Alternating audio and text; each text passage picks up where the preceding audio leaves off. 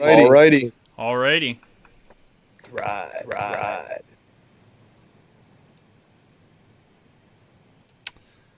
Wow, the Rays aren't wearing their navy blue uniforms for once. Crazy. Wow. Street road grays. Yeah, I think navy blue, or like any kind of blue, has to be the best color to have with road grays, I feel like. I don't know. With grays? I wonder. I do. I just love the color blue. So like, Yeah. Oh yeah, the Rays uniforms are great, but I feel like every playoff game they've worn just the navy uniforms every single game. At least the majority. No, of the they time. have been wearing them a ton. for sure.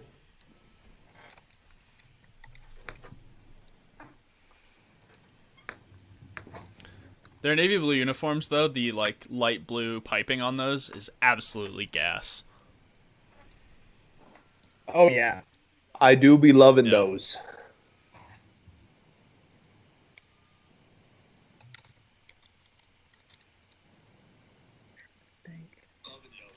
Oh, there we go.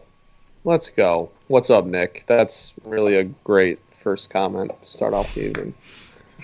All right. We are live. So Gonzalon on short rest, technically, because the Dodgers only had one day off in between the series. Up against former Cy Young winner, who has not really been the same since winning his Cy Young, but still a former Cy Young winner. Yeah. G-Man Choi back in the lineup, which is obviously beautiful. Is this the first has let off in the playoffs? Not in the playoffs, no. Okay. Because I know he didn't start yesterday. Right. He led off one of the other games I broadcasted. I don't remember which one, but he absolutely led off. I want to say I was on that too. Yeah. Oh, yeah. Yeah. What would that have been? Game 6? Yes. Of the ALCS? Yeah, game 6, I think. Right? Is that what we did? Yeah. So yeah, he definitely did. But that being said, they obviously outside of Arozarena at the 3 spot, they've kind of trying to mix and match this lineup all over the place. Somebody else needs to step up besides Randy. And it was evident last night. And the ALCS, the reason that they blew that 3-0 lead was because if Randy wasn't hitting a home run, they were not scoring runs. Like, the rest of the team batted like 120 or something in the series. In the whole 7-game AL, he batted 350 with a 2,000 OPS, and the rest of the team batted sub 150 for the whole 7-game series. Like, they have no chance of beating this Dodgers team if at least one other person, probably 2 more people, don't, step up and get their act together. Yeah, Brandon Lau currently sitting pretty with a 341 OBP in the playoffs. Or OPS in the playoffs, sorry. OPS. Not even OBP. Not even OBP. OPS. Oh, it's 341. Horrible. And he's their 2-hitter. Yeah, Austin Meadows led off. He's hitting like 110 in the postseason, and now Lau's hitting 1.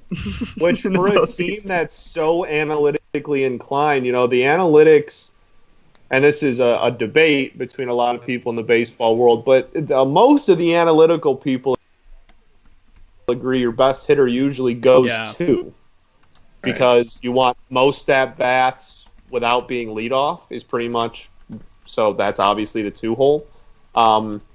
So it's interesting to me that this team that's so analytically, forward and progressive, along with Cash being who he is, that they can. I'm not sure I've watched a game where Lau hasn't been the 2-hitter. So they're sticking with him, but it's an interesting decision, I think. And worked out there. Is gone. Brandon Lau is swing and a drive. Uh-oh. It's Brandon Lau. Wow. That didn't take long. Way to get that slander out of there. Oh, yeah. The Brandon Lau slander works. He said, Reverse jinxed him. He said, I hear you. Oh, that's great. Digest speaking That's down on my great. name. What a So start. watch me go Yabo. Where's What the a Rays boot start. song? Slander than immediate Reyes, homer. boom sauce. Beautiful. And And that's it's a good guaranteed back-to-back because now Randy's up. now Randy's It's up. really a Guaranteed. 2-0 game. Book it. You really might. Well, Hey, Scott, what team did Randy Arozarena used to play for again? the worst franchise in sports. I'm sorry. I think you mean. I think. Oh, You mean I what mean, I wouldn't team- go that I think far. you mean what team? I wouldn't. screwed up- I wouldn't take it that far. What team screwed but- up and traded away the next great star of the MLB? I don't know. They're saying the same thing about the Cardinals trading Luke Voigt, but they don't realize that we got Gio Gallegos out of it, That's cool. But and also got Paul Goldschmidt. what was the Rosarena trade? We traded him and Jose Martinez for Matthew Liberatore. Yeah, not a bad So how trade do for you- the Cardinals actually. How do you feel about that? So I don't know how the trade's going to work now because Liberatore hasn't gotten called up yet. So Sure. who knows how it's going to work out? But right now, not sitting pretty. And also, I knew this whole time that Rosarena had talent, but the Cardinals just never played him because for some reason we want to play Harrison Bader and Dexter Fowler more often than our young studs because we're paying them a lot of money. For sure. Which is really unfortunate.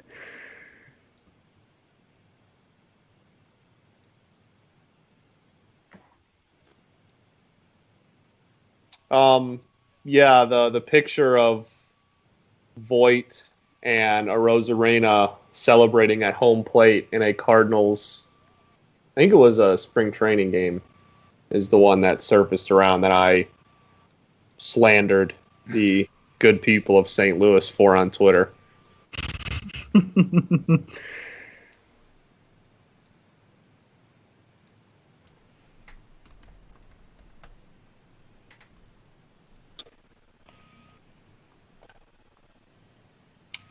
Ooh, G-Man hitting cleanup tonight. Okay. Finally back in the lineup for once.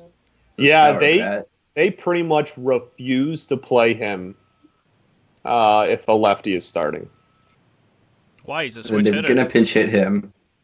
They were gonna pinch hit him and then took him out. I was gonna say, because didn't he switch hit for a game?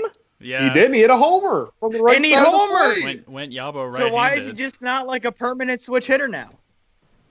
Or was that just like a one-time thing? That's a great question.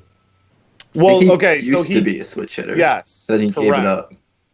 He was a switch hitter overseas before he came to the MLB, Oh, really? and then was I don't know whether it was a personal decision or whether he got to the MLB and the Angels were just like, "Hey, you're way better as a lefty. Why don't you just kind of kick it?" And then, for like 2 games in the middle of the season, the Rays were like 20 games over 500. And he was like, "Screw it, I'm just gonna bat righty this game," and he hit a homer. Oh, fun stat about G-Man Choi. He's the first Korean-born position player to play in the World Series. Wow, that's cool. You love to Yeah. see that. You love to see that. Nick says Brandon Lau almost as good as baseball as Mike Zunino. Yes, Nick Tucker, very well-known Mike Zunino's fan. Pro Zunino.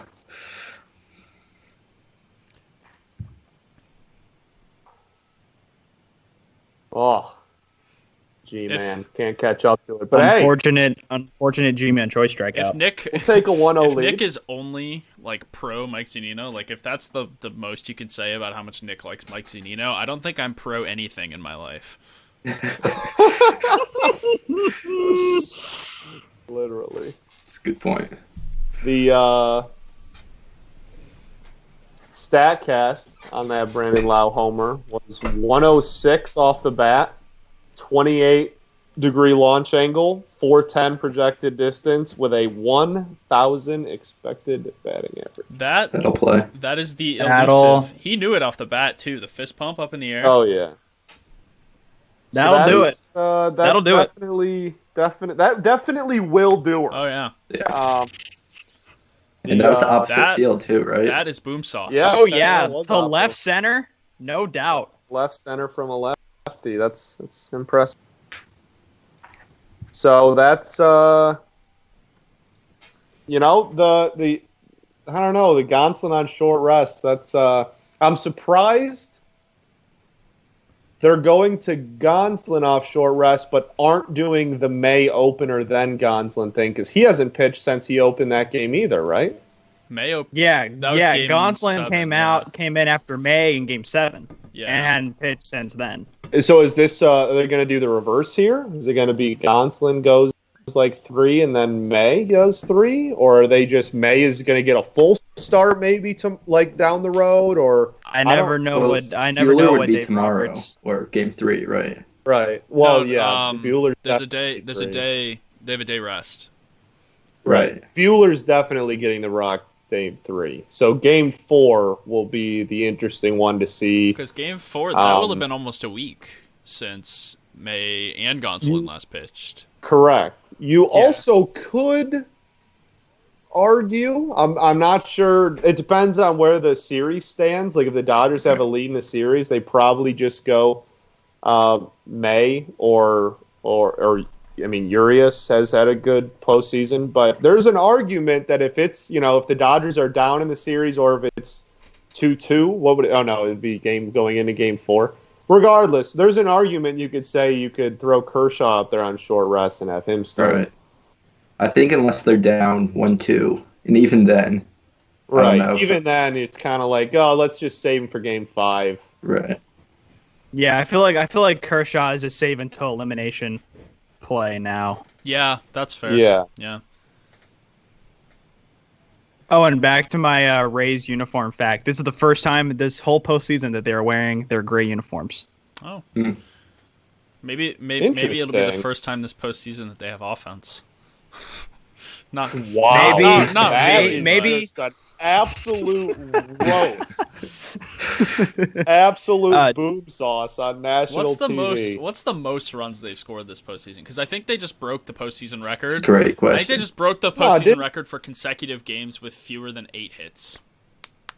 Didn't they put up an 8-piece? Okay. I'm almost positive they scored like 8 or 9 runs early on in the postseason. I think against like the Blue Jays and their god awful pitching staff. Oh yeah, I don't know if that counts easily the playoffs. easily in the Blue I don't know- Jays I don't know series if they did that's- something. Who did they play in the second series? The DS? The Yankees. The Yankees. Oh, right, yeah. Let's see. Did they win one of those games? Was a blowout? I don't remember. They won 8-4 and 7-5 against the Yankees. In That's not bad. the most runs they scored in any game of the ALCS was 5.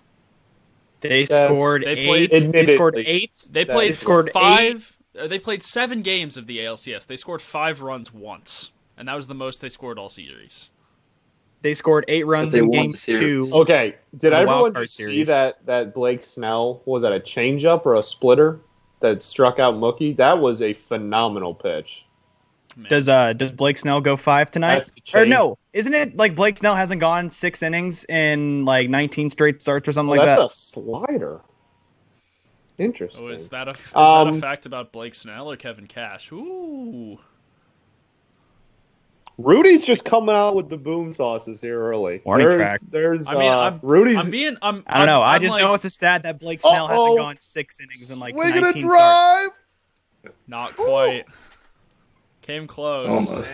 Manuel Margot. Shy of track. That was a hanging slider there. Yeah. Seager almost got it. 96.5. You just So- didn't get all of it. 96.5 with a 440 expected batting To a average on deep that. part of that park. Mm-hmm. The right center. 375. Better. though. Nick says better stoner face, Cody Bellinger or Blake Snell right before striking someone out. Honestly, Cody's like the hot one right now because of like the meme, obviously. But I think Blake has a better stoner face. How about Justin Turner for underrated stoner faces? I don't mind that take. Just like his whole vibe is just like, kind of like stoner. Like his eyes always looks like. Have you seen like his picture in like Baseball Reference, like his official picture for this year? Oh yeah. He looks like Oh, half yeah. dead. Like He looks half dead.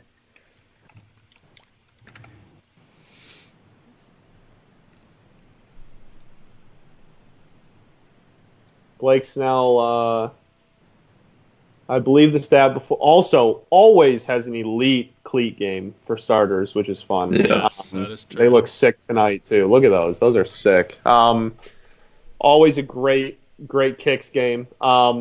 The stat I saw before the game was, I believe he had the lowest opponent average versus slider out of the anyone in the MLB this year. Which is funny because when I think Blake Snell, I think curveball. Right. I also don't think slider, but if you look, his slider is kind of like a changeup. That makes sense. Like or I guess a circle change would be a better comparison. It kind of it's a slot vertically, which is rare. So, but yeah, they said like 0.60 opponent average against it this year, which is obviously very good. Nice pitch there. Might be a little bit ahead, so I apologize for that. But I just saw the nice pitch there. okay. And quick inning for him. So Yes, very good first down inning after taking the lead. Blake there. I mean, needless to say, the Rays are going to need great pitching to win this series. So Yeah, they've built their team around it. They can't vanish, and they hope to still do something. Yeah, they can't afford another 6-walk in 4 innings. Yeah, like Glasnow did last night. I don't understand the mindset of Kevin Cash, where he keeps Glasnow out there for like 110 pitches for 4 2/3, and then takes out Morton at 66 through 6 shutout innings in a game 7. Yeah, I don't understand the mindset between whatever reason, Kevin Cash just completely threw all the analytics that their franchise is built on completely out the window when it came to last night's starting pitching situation. Like, completely just said, none of this matters anymore, and I'm not going to listen to any of it.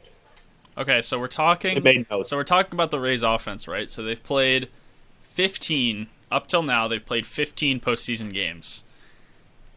They've scored 8 runs twice, 7 runs once, 5 runs once, and in the other 11 games, they've scored no more than 4 runs.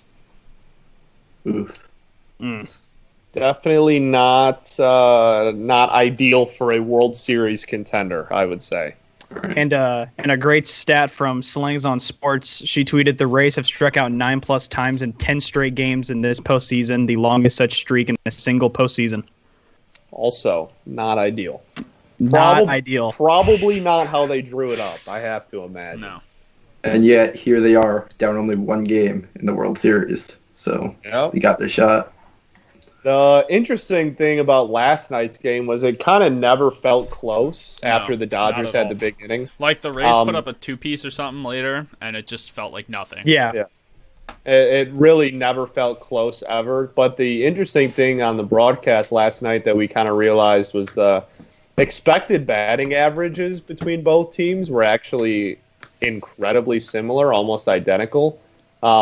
But the big difference, I think Matthew actually pointed it out, the big difference actually obviously being the Dodgers walked like 4 times the amount that the Rays did, which is obviously not included in that batting average. But as far as pure contact and hard hit balls and stuff, it's not like the Rays got dominated in the sense of, like couldn't hit the ball. Like they were still hitting the ball reasonably hard. It was just, the Dodgers just between 8 walks and whatever 2 or 3 home runs, that's going to win you most games. Yeah. And I think what kind of killed the Rays in the end was that double play that Zunino hit into. That line shot right back to the pitcher. Yeah, you're absolutely right.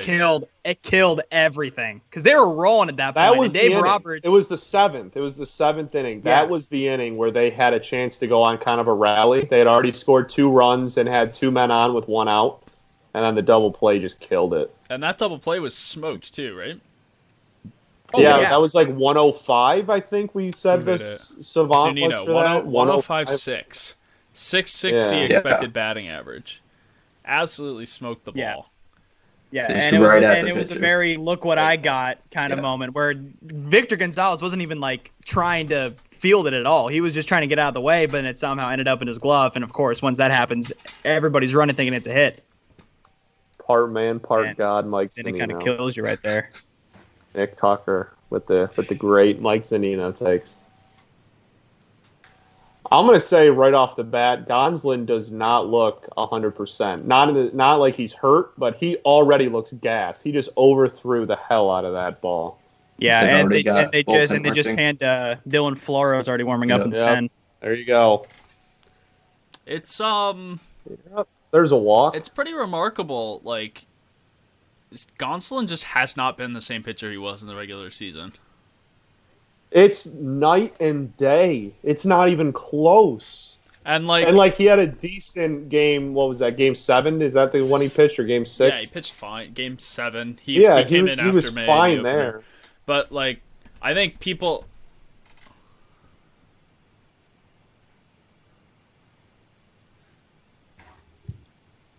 Christian says he's simply not that good. Rudy, if you're talking, we cannot hear you. Yeah, cut out.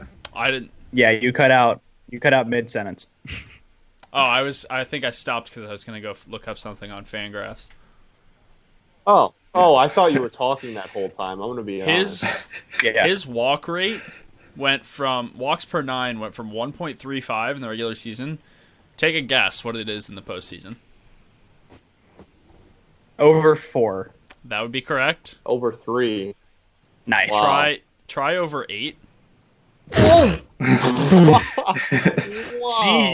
8.53. His strikeout to walk ratio went from 6.57 to 1.33 from the regular season to the postseason.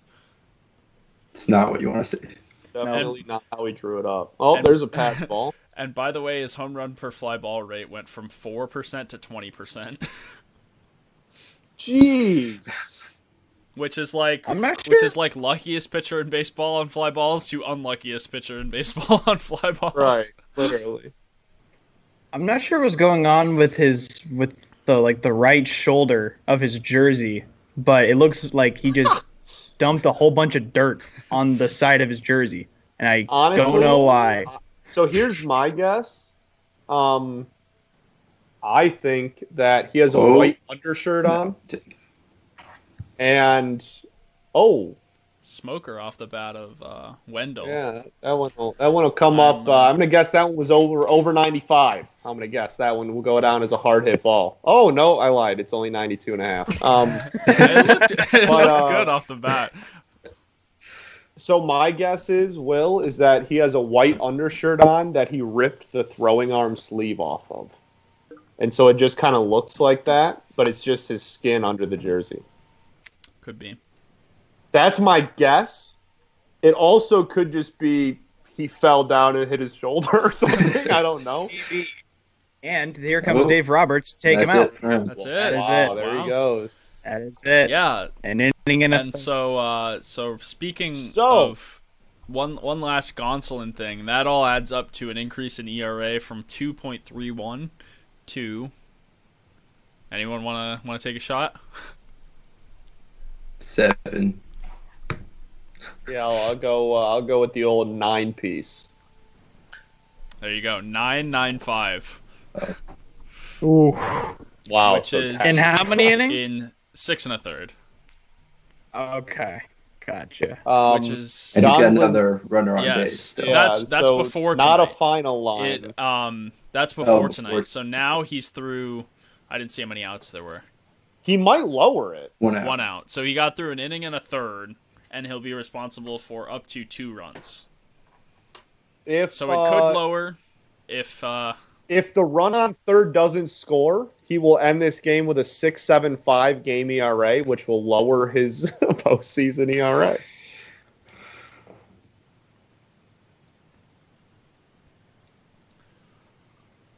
So yeah, non-official line of the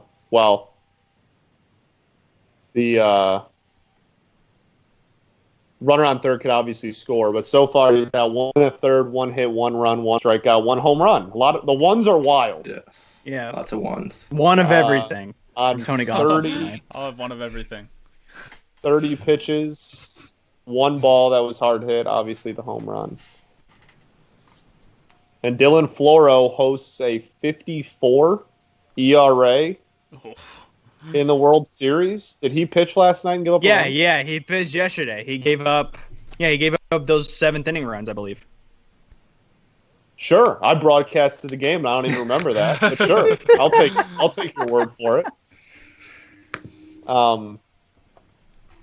I don't know what his line is for the postseason, but I'm surprised for later in the game to do a little bit more high leverage stuff. But I'm surprised that we're into the second pitcher of Game 2, and Jake McGee has not been used yet in the World Series. Yeah, Dylan Floro has pitched in 4 games and he's allowed 3 earned runs.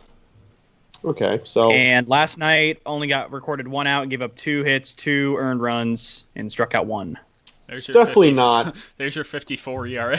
There's your 54. There it is. Yeah, 54. It's a great chance to lower it, though. So, Great. silver lining. It'd be really hard to raise it. Especially given that the runner on third is not even his. Right. Infield in, obviously. Former Tiger legend at the plate. I'd say obviously for the infield in, but I'm not so sure it would be so obvious at this point. I mean, you can't let this get to a big inning. You got to get the out at first. You got to trust your offense to. You're going to score at least 2 runs, right? This is the Dodgers offense. So. Yeah, for sure. I think if there was another man on base, you would have a point, but I think with the only runner being on third, that you just play to not let him score however you can. That's fair. But if there was a man on second or first along with the man on third, I think you'd have a point for sure. So, how does Tony Gonzalon get used for the rest of this series then? That's a great question that honestly I don't know the answer to.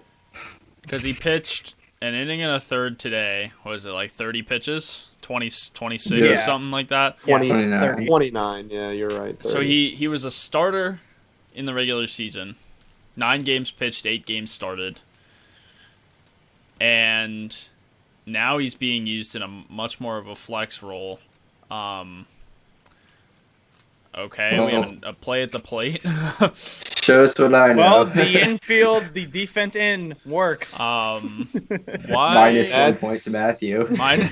That's just a Well, I don't know why you Margot run was there. not smart. Yeah, that's a base. that- I don't know why you run there. You absolutely should not have. He went on No contact. chance. Yeah, It wasn't even a question. No chance. Look at the He shift. was thrown out halfway down the baseline. Second base was on second base. They even shifted to the left. That's just horrible base running. That's just absolutely horrible base running. Yeah, I think it's good for the Rays that he's not leading off anymore, at least. Yeah, which was also a very questionable decision at the time. I mean, for sure. it did give us the Manuel Margot game, but True. Evan says, what was the trade for Adames? That was the Price deal. It was Price for Smiley and Adames. Dang, Drew Smiley. Thought he was going to be something. Yeah, so did I think a lot of people did. Group. Being a lefty to 2 as well helps. I remember he pitched on that World Baseball Classic Team USA team. Yes, absolutely. He wasn't bad, and then he just kept getting hurt. Yeah, I think the injuries also cost him because his slider was super effective with Detroit, even at a super young age. And then he still has it in his repertoire, but it's not the strikeout sweeping slider elite. I wouldn't say elite, but great top end pitch it was when he was younger before the injuries. What year was that David Price trade? Because I know they traded him then to the Blue Jays in 15, right? That was Yeah, that was 14. something. That was 14 for the playoff push. So he was only on the Tigers for a year. Yeah, no, Yeah. that was So he was on the Tigers for the second half of 14 and the first half of 15. What'd the Tigers get for him then? That was David Price to Toronto for That was Daniel Norris. Daniel Norris and Matt Boyd. Oh, okay. Interesting. Both who had only pitched like 9 innings at the major league and were still prospects at the time. Daniel Norris was like a top 50 prospect in all of baseball and was supposed to be amazing. And Matt Boyd was like that panned out. Yeah, and he was like Matt Boyd was like a C level, like might have a major league career, might not prospect, and those roles reversed very quickly. Yeah, I remember everybody liking Daniel Norris because he like lived out of a van, and everyone's like, "Oh, look at this guy." That is Daniel Norris. Yeah, Daniel Norris, the van man, still. The fan man. And then David Price got gypped in the ALCS by that Royals fan that reached over the wall for the Mike Moustakas home run. Yeah, absolutely. The I'm pretty sure, I'm going to look it up. I'm pretty sure David Price, the second half of 15, David Price for the Blue Jays was like unreal. He was, I think he went like 8-1 with like a 1.1 ERA in the whole second half or something ridiculous. No, he was a stud. Like, the Royals were not supposed to win that game, I don't think, with him pitching. But he had also struggled in that postseason. Yeah. David Price is going to be one of the most interesting careers to look back on of this. Ooh, he might be out there. That is a... He was out initially. That's a great... I think... he looked out in real time. I thought he was out in real closer time. On replay. Well, did he come off the bag? Oh, that's close. That's real close. Did Seager? I think he got him. I think he got him. Did Seager keep the tag on? Because I think Adames also came off the bag between when his forearm came off before his leg hit it too. I think he might be out here. I think he's out. What was the call on the field? Safe. He was safe on the field. But I think the tag gets him. Well, I don't know. I mean, I agree. If that was the first look at it, I would rule him out, but I'm not sure it's enough to overturn, honestly. Yeah, I think the glove hits his shoulder before he touches the base. I think he's out. I think you can call that out. Because they're showing the tag is on and his hand isn't on the bag. His hand is above the base. Yeah. It's at it, but not on it, I think. Well, he hits Seager's cleat, too, which is... Right. Here's the call. He's out. There you go. There you go. Call is overturned. So good challenge for the Dodgers. Good challenge, for sure. Odd decision to run there on a 2-2 count with 2 outs. Yeah. But... Yeah, definitely a risky... Well, who was up? Who was batting? Kiermaier, I think. Kiermaier. Yeah, Kiermaier. So I guess you figure Kiermaier's not that great offensively anyways. You try to get him in a scoring position, so if he does by chance get a hit, at least it'll score a run. I don't know. That is a little... Right. I don't like stealing with 2 outs just in general, but I guess you can kind of justify it. Now Kiermaier has to lead off, so I guess that's not much better. I don't know. I mean, to be fair, hasn't Kiermaier been one of like the better Rays players offensively in the playoffs? He was their offense last night. Last night he was, literally their whole offense. So yeah, he has like a 7. He has like a 730 OPS in the playoffs. Yeah, well, yeah, and last night he was, his World Series OPS is like 2,500. Sure. And that's Willie 82nd percentile sprint speed Adames also. So good throw by Will Smith. Yes, it is. Get a brief good piece of baseballing for the throw and the tag. Good piece of baseballing, sure. Nice tag. It was, so David Price in the second half of 15. It was no Javi Baez tag, but all right. not Resident not Cubs Baez fan. tag. Resident Cubs fan has to flex about Javi Baez's tags. Can't believe that's even a thing. Ridiculous. David Price in the second half of 2015 for Toronto had a 2.3 ERA, 2.2 FIP, a 1 WHIP. Jeez. And went 9-1. 9-1. Sounds kind of elite. In 11 Sounds elite. 9 wins, the most important pitching stat there. Absolutely. Yep. It's pitcher that's wins. very interesting because they played the Royals in the ALCS, and the Royals pitching acquisition that year was Johnny Cueto. Like, the Royals gave up a decent bit for Johnny Cueto, and he was bad in the second half for the Royals. Like, until the playoffs, Johnny Cueto was bad. I forgot about that. He was I forgot about the Johnny Cueto on the Royals era. Yep. Like, let me see if I can find it. He also, so just his whole 2015 was, as a whole, was honestly insane. He got the ERA title that year. Yeah, he finished second in Cy Young. Top 10 for MVP candidate. Also, with the Blue Jays, his Blue Jays stint, he had a 10.5 K per nine, which his career K per nine is 8.8, and it went up to 10.5 for half of a season. I mean, just absolutely vital to the Blue Jays down the stretch there. Meanwhile, Cueto, in 130 innings for the Reds in the first half of the year, 2.62 ERA and a 3.1 WAR. Goes to the Royals, pitches 81 and a third. Immediately, his strikeouts per nine drops by 2 strikeouts per 9 innings. He gets hit harder, so he gives up more home runs. His ERA jumps from 2.62 to 4.76. Oof. Like, he was legitimately not the pitcher they traded for immediately after trading for him. Doesn't sound Definitely like not how they drew it That's up. a Jose Quintana type beat. Jose Quintana. What a great trade, huh? Not a bad trade. I'll take it to the grave. Really? Not a bad trade. What is Eloy Jimenez that Kyle Schwarber and at the time...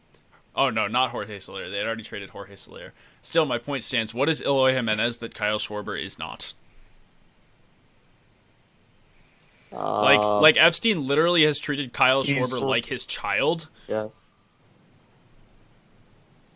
I guess. No, it's definitely...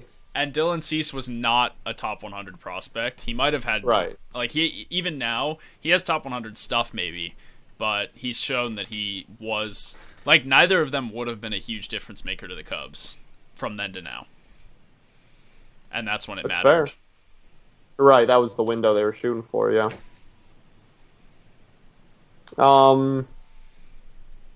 So I just looked up Blake Snell's career numbers just because that 2018 Cy Young campaign just seems like such an anomaly from the rest of his career. Like, yeah, it does. He's a including the 2018 1.89 ERA. He has a career 3.24 ERA in 5 seasons, and that's with the 1.89 mixed in there. That season, 21-5, 1.89 ERA, 2.17 ERA plus, led baseball, 5.5 hits per 9, led baseball. I'm looking at it too right now. Strikeouts, 11 K per 9. It's pretty good. Yeah. As a lefty too. I mean, that's just.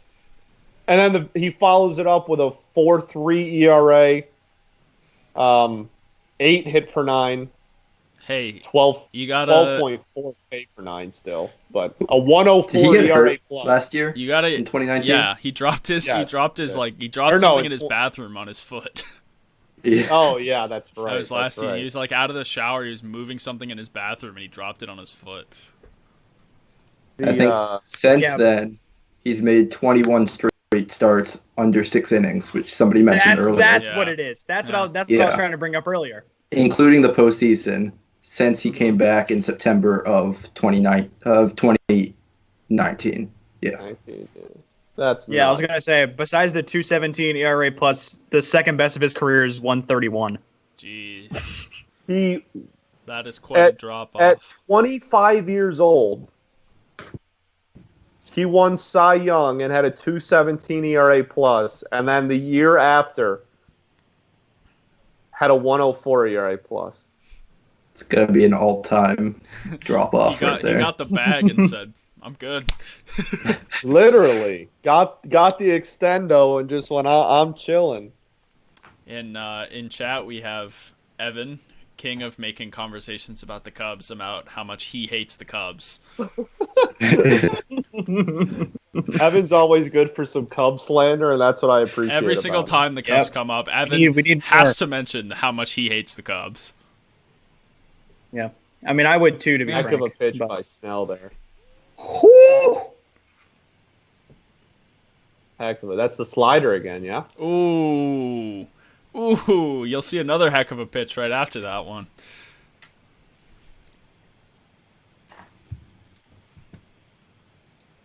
Oh, there's the curve. Oh yeah, Killer that, There you go, curve. right on the outside that corner. curve was Trouble with the curve, Trouble baby. with the curve. Sit down. that was deadly. That 3 breaking ball Ks was already. Dagger. Yeah, This, three, this three ump- Ks this and ump's got 4 the outs. nice. This ump's got a nice strike 3 call. He's got a does. nice little Yeah, I sword like chop that. going. Well, he hit him with the got the nice sword lawnmower. chop Yes. going. Hit him with the lawnmower at first, but then he went to the chop on after. See? Oh no, it was the other way around. I think he went did chop the on chop and and then then after lawnmower. did the lawnmower. Lawnmower with a punch. That's a nice 1-2 Yeah. punch there. That's a nice 1-2 punch. I might still be partial to the Ripper Tumpain, but this is a good one.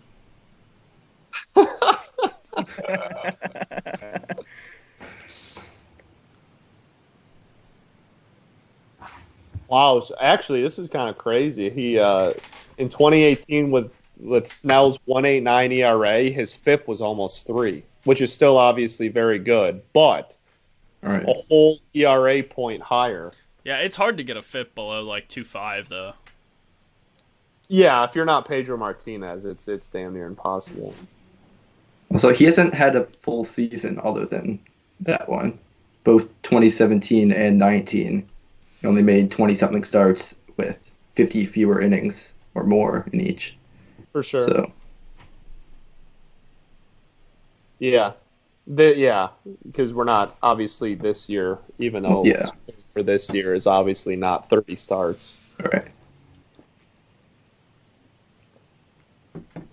So another fun uniform fact is that tonight's game is the first traditional white versus gray World Series game since Game 2 in 2018. Wow. Mhm. Very interesting. The Nats weren't about to let that happen last year. Matthew So- Penn, noted Nationals fan. There you go. Matthew Penn always finding a way to let us know about his Nationals fandom. To be fair, that was a World Series fact that included World the Series fact. Nationals. In case you forgot that the Nationals won the 2019 Right. World Series. Yeah, I don't think a lot of people know that. Honestly. People Will forget. do. People forget. Got to keep them on blast. So we have in our YouTube chat, we have he's won 42 regular season games in his career, and 21 of them were in 2018. So half of his Wow. career wins were in Oh one my season. God. In a 5-year career, half of his wins were in one. Jeez. Really? That's impressive. Well, like what That's uh, unreal. That's what impressive. proportion of his starts or his innings pitched were in that 1 year? 31 of his 108 games. Oh wow. So Okay, yeah.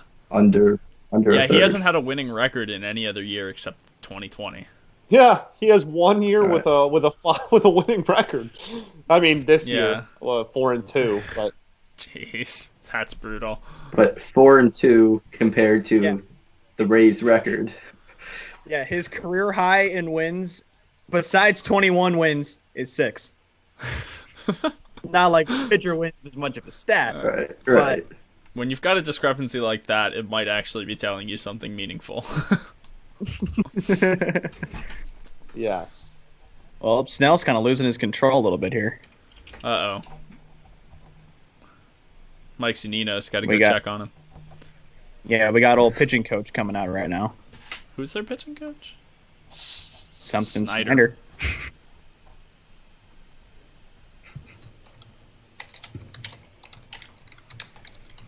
So Snell's WAR by year, 2016 was 0.8, then 1. Then his great 2018 was 7.1. 2019 was 1.4, and this year is 1.1. So 1.1 times what? You times that by about 3. 2.2 or 2.7 was, I don't remember what the number It would was. be like 2.6, Still 2.7. nowhere. Yeah, it's So still you get to nowhere like near 2.5. Yeah, it'd be Three. We'll ballpark it and say Yeah. 3. yeah, 3, give or take a couple tenths of a win. But yeah, that's definitely what sadly looking like an anomaly, which kind of for me sucks just because I love Blake Snell the person. I think he's an awesome dude. Really cool guy, and his streams are cool too. But I mean, that's just looking like an anomaly of a year. See, like, I feel like, so AJ Pollock is hitting right now, right? I feel like when I'm thinking back on this Dodgers team, I just will not remember AJ Pollock. I will. That's fair. He could play for the Dodgers for the next 15 years. I will only ever think of him as a Diamondback. Yeah. Yep. And even then, I'll hardly think of him at all. Like, the one All-Star season, the one All-Star season he had in 2015. I think of him I think of him pretty fondly in Arizona. I think, well, that's probably me being slightly, after the JD Martinez trade, I paid a little bit more attention to the Diamondbacks than I usually did. But that, so I remember him relatively fondly in Arizona. Got some MVP votes in 2015, 865 OPS.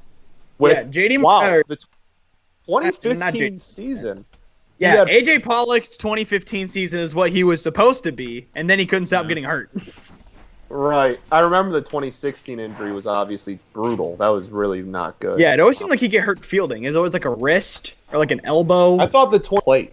Yeah, I remember. I think he hurt his elbow or something, or broke his wrist at home plate. But then all the other injuries he's had have always seemed to be like with him fielding. So this 2015 campaign, 20 homers, 75 RBIs, 40 stolen bases. Wow. Nice. Only 89 strikeouts. 315, 367, 498 slash. That's an 865 OPS, 130 OPS plus. I mean, that's a I don't know his defensive metrics, but offensively, that's a heck of a season. I would have bet a lot of money that AJ Pollock had never had a 40 stolen base season in his career. Right, Yeah, that's nuts. I agree with you on that. So he had a 7-WAR season in 2015. Wow. Ooh, Good for would AJ not Pollock. have guessed that. Wow. A 7-WAR, and his defensive WAR was positive. It was a 5.8 offensive WAR, 1.5 defensive WAR. So In 2015? In 2015, yeah. Yeah, we didn't have much of a chance at the NL MVP that year. Yeah. So. Correct. Yeah, that was. I mean, he got 14, so it's not like he was really in the conversation. He should have been higher. Clearly. Well, a 7-WAR with year. a 7-4 All right. season, he probably should have been higher. Snell gets the strikeout and he's out of the inning. That's big. So now that we have a second, while we're headed to the third inning, how about those Diamondbacks this year? Right? How about I mean, Very unfortunate. So I went back and I found a tweet from myself, right, from July 25th, right at the beginning That's of the year. a dangerous game, Rudy. I know. Let me tell you, that is a dangerous game. I said, one thing to watch if you weren't already, with the new playoff rules and 1/6 of their games being against each other, the Diamondbacks and Padres are essentially playing each other for a playoff spot. That hardly worked out. You got half. I think I was that train of thought. You got too. half that tweet right. That was right. It wasn't a total miss. Yeah, you got it was 50% correct. You just really missed on the other. Yeah, 50%. It was like 50% very much right and 50% very much wrong. I think maybe more wrong than right. Give yourself some credit, Rudy. You got half of it right.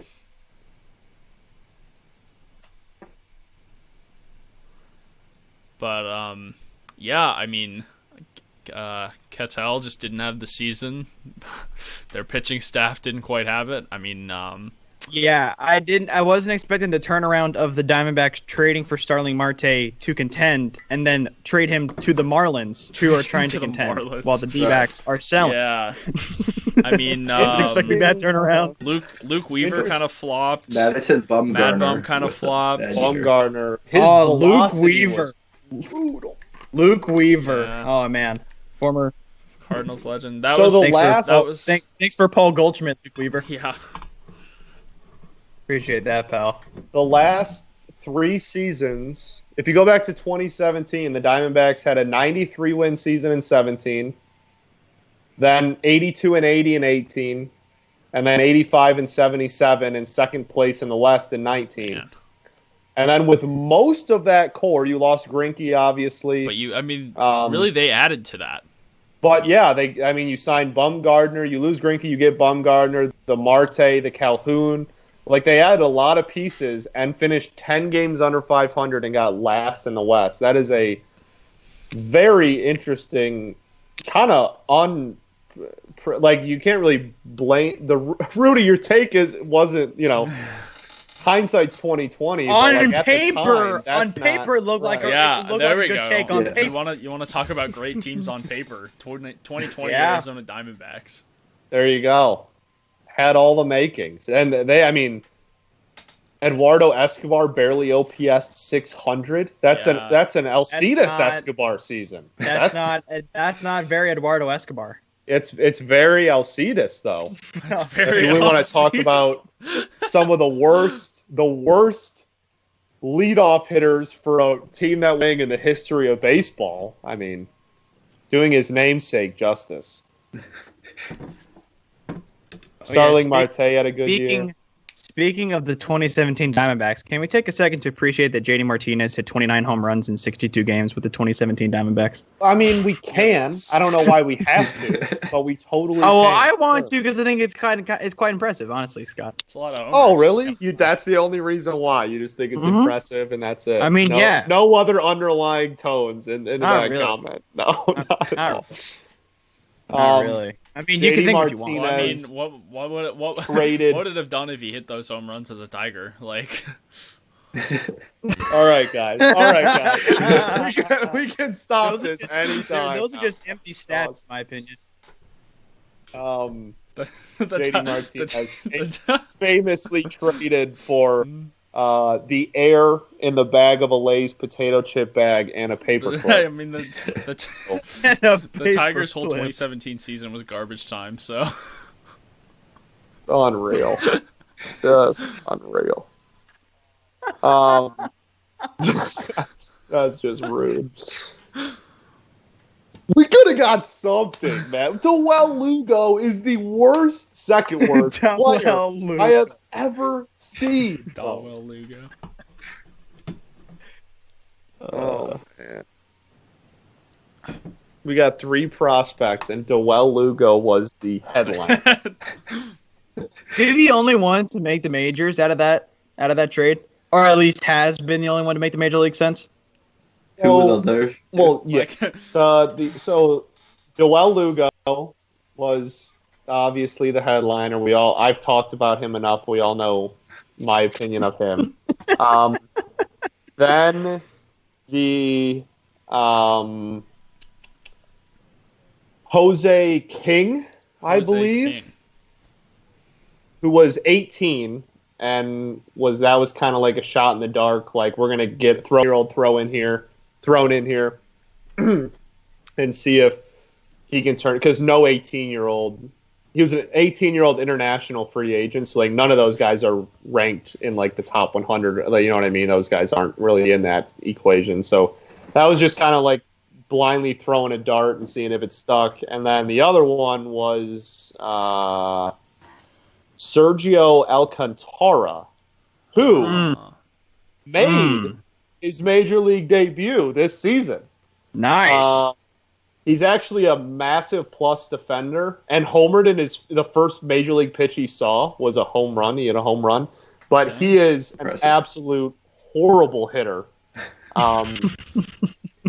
And his absolute peak is like defensive replacement on a good team. Like he will never be a starter.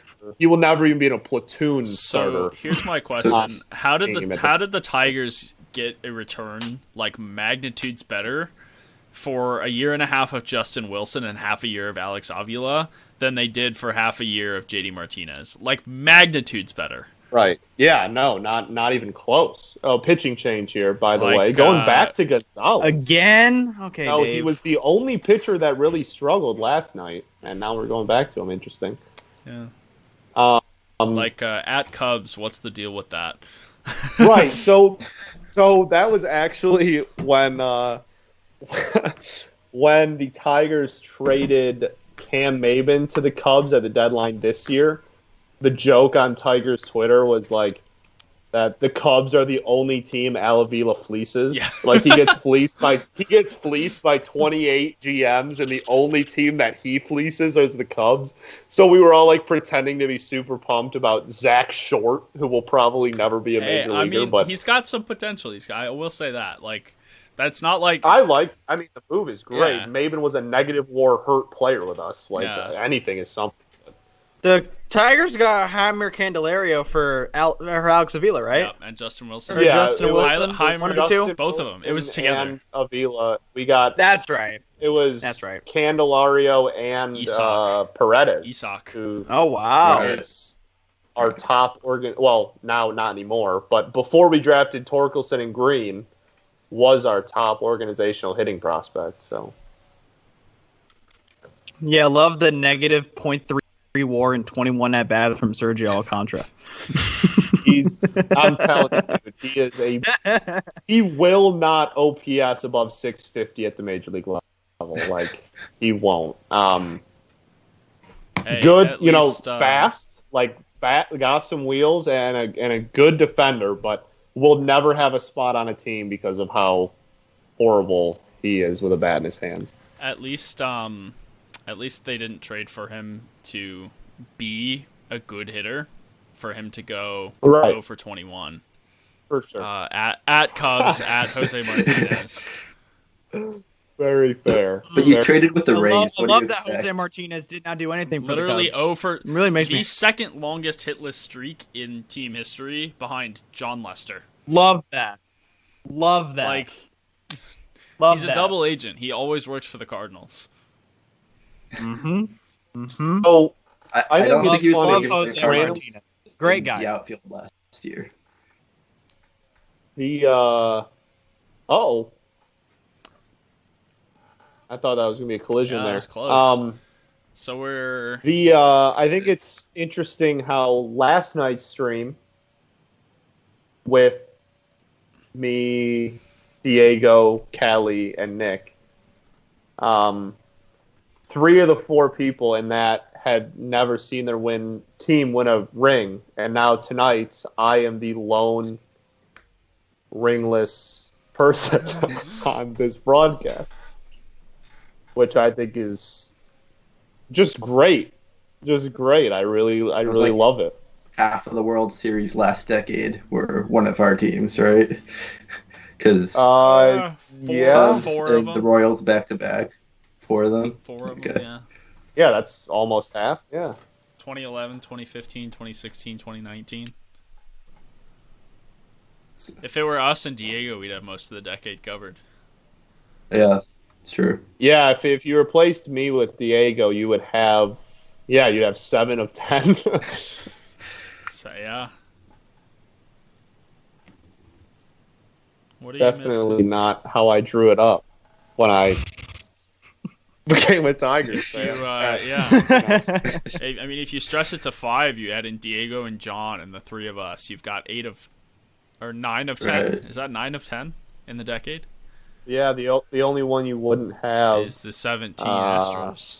Would be the Astros. And we can uncount that one if we want, just so we get 9 of 9. Basically, of the whole decade. Yeah. Right. Jeez. It's great. Which, coming into this year, I think, if I remember correctly, each of the last 6 World Series has been won by a different division. Like all 6 divisions have gotten a World Series in the last 6 years. Really? Yeah. And if the Dodgers win, it'll still be NL true. West with Who won that? NL West with the frickin' Giants. Royals run the AL Central. I'm AL stupid. Central with the Royals. NL Central with the Cubs. 2017 was AL West with the Astros. 18 is AL East. 19 is NL East. So if the Dodgers win this World Series, it'll still, Matthew, like he said, it'll still be true that the last 6 World Series have all been won by a different division. Wow. And then the Royals come back and win it next year, and we stay on track. Place your bets on some AL Central teams Hashtag next parody. year. Take notes at NBA.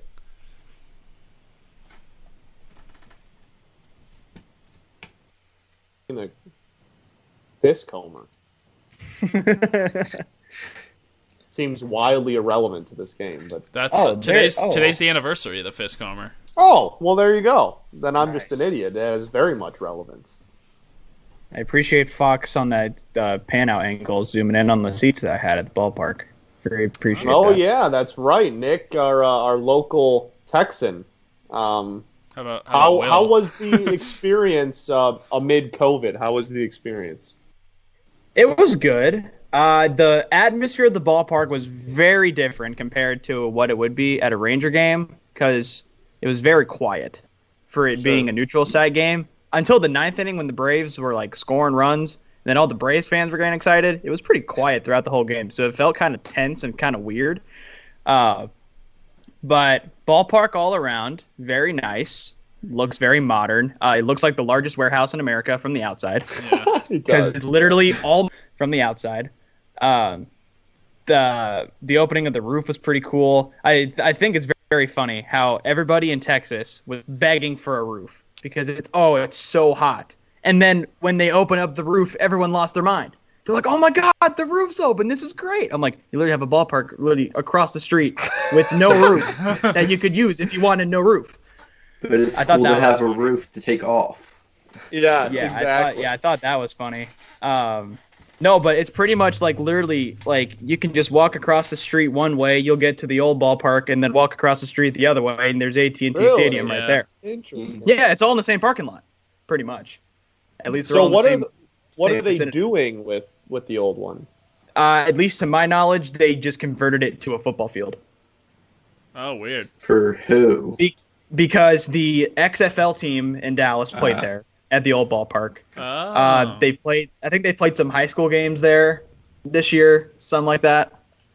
So they're not gonna tear it down. They're gonna keep it up there. I guess. I mean, I don't see why they would tear it down. I mean, if they can make use for it still, then I Yeah. don't see why Blake not. Snell now has 5 strikeouts and 7 recorded. I was about to say, he's only at 35 pitches. He's kind of shoving. 35 pitches, 5 Ks. And 2 walks. So, Wow. That's a damn nice situation to be in. Yeah. Going Yeah, for the so- lineup through the second time here, so we'll see if I think he's one of the. I mean, most people do, but he's one where his batting average second time through the lineup for Snell, I think like even more so than anybody else, like drastically increases. Yeah. So this will be interesting to see if he can stay on top of his Yeah, game. Peyton makes a good point. Yeah. So the Braves and the Rangers now have the 2 newest stadiums in baseball, and their old stadiums are each only like 20 years old. Turner And Field both- was and the both- really weird one. And yeah. both converted into football fields because Georgia State now plays at Turner Yeah. Field. right. Fun Yeah. fact. Fun fact. More taxpayer money. Yep. The Big- Turner Field. I've been to the Braves' new Yes. stadium. I have family in Atlanta, Yeah. and that is a beautiful. I love stadium. Tourist Park. Yeah, I'm a big fan of it. And the Um, Battery and the I surrounding area. never went to Turner, but Is Yes, very, very nice. absolutely. I'm Very not nice. for the sole reason that they were basically having super spreader COVID events there while the Braves were still in the playoffs. I'm not that disappointed that the Braves got eliminated. literally But just in the Right outside the like gate. literally, there was a game happening inside, and there's a huge crowd of people in the Battery right next to it. It's like, what's the point of not having fans in the stadium at that point? Yeah. Right? Yeah. Yeah. Just stop. Like, just go home. Just let just him in. go Why home. don't? Like, Who even literally, cares? why? If you're gonna watch it on a big screen, you probably have one at home that will do you just fine. Also report that the kind of switching sports real quick. The Raptors. We saw the Blue Jays had to play baseball in Buffalo. The Raptors may have to play in Louisville for the year. That's kind of far away. It is far away from Toronto, but it is close to the rest of their division. Mm-hmm.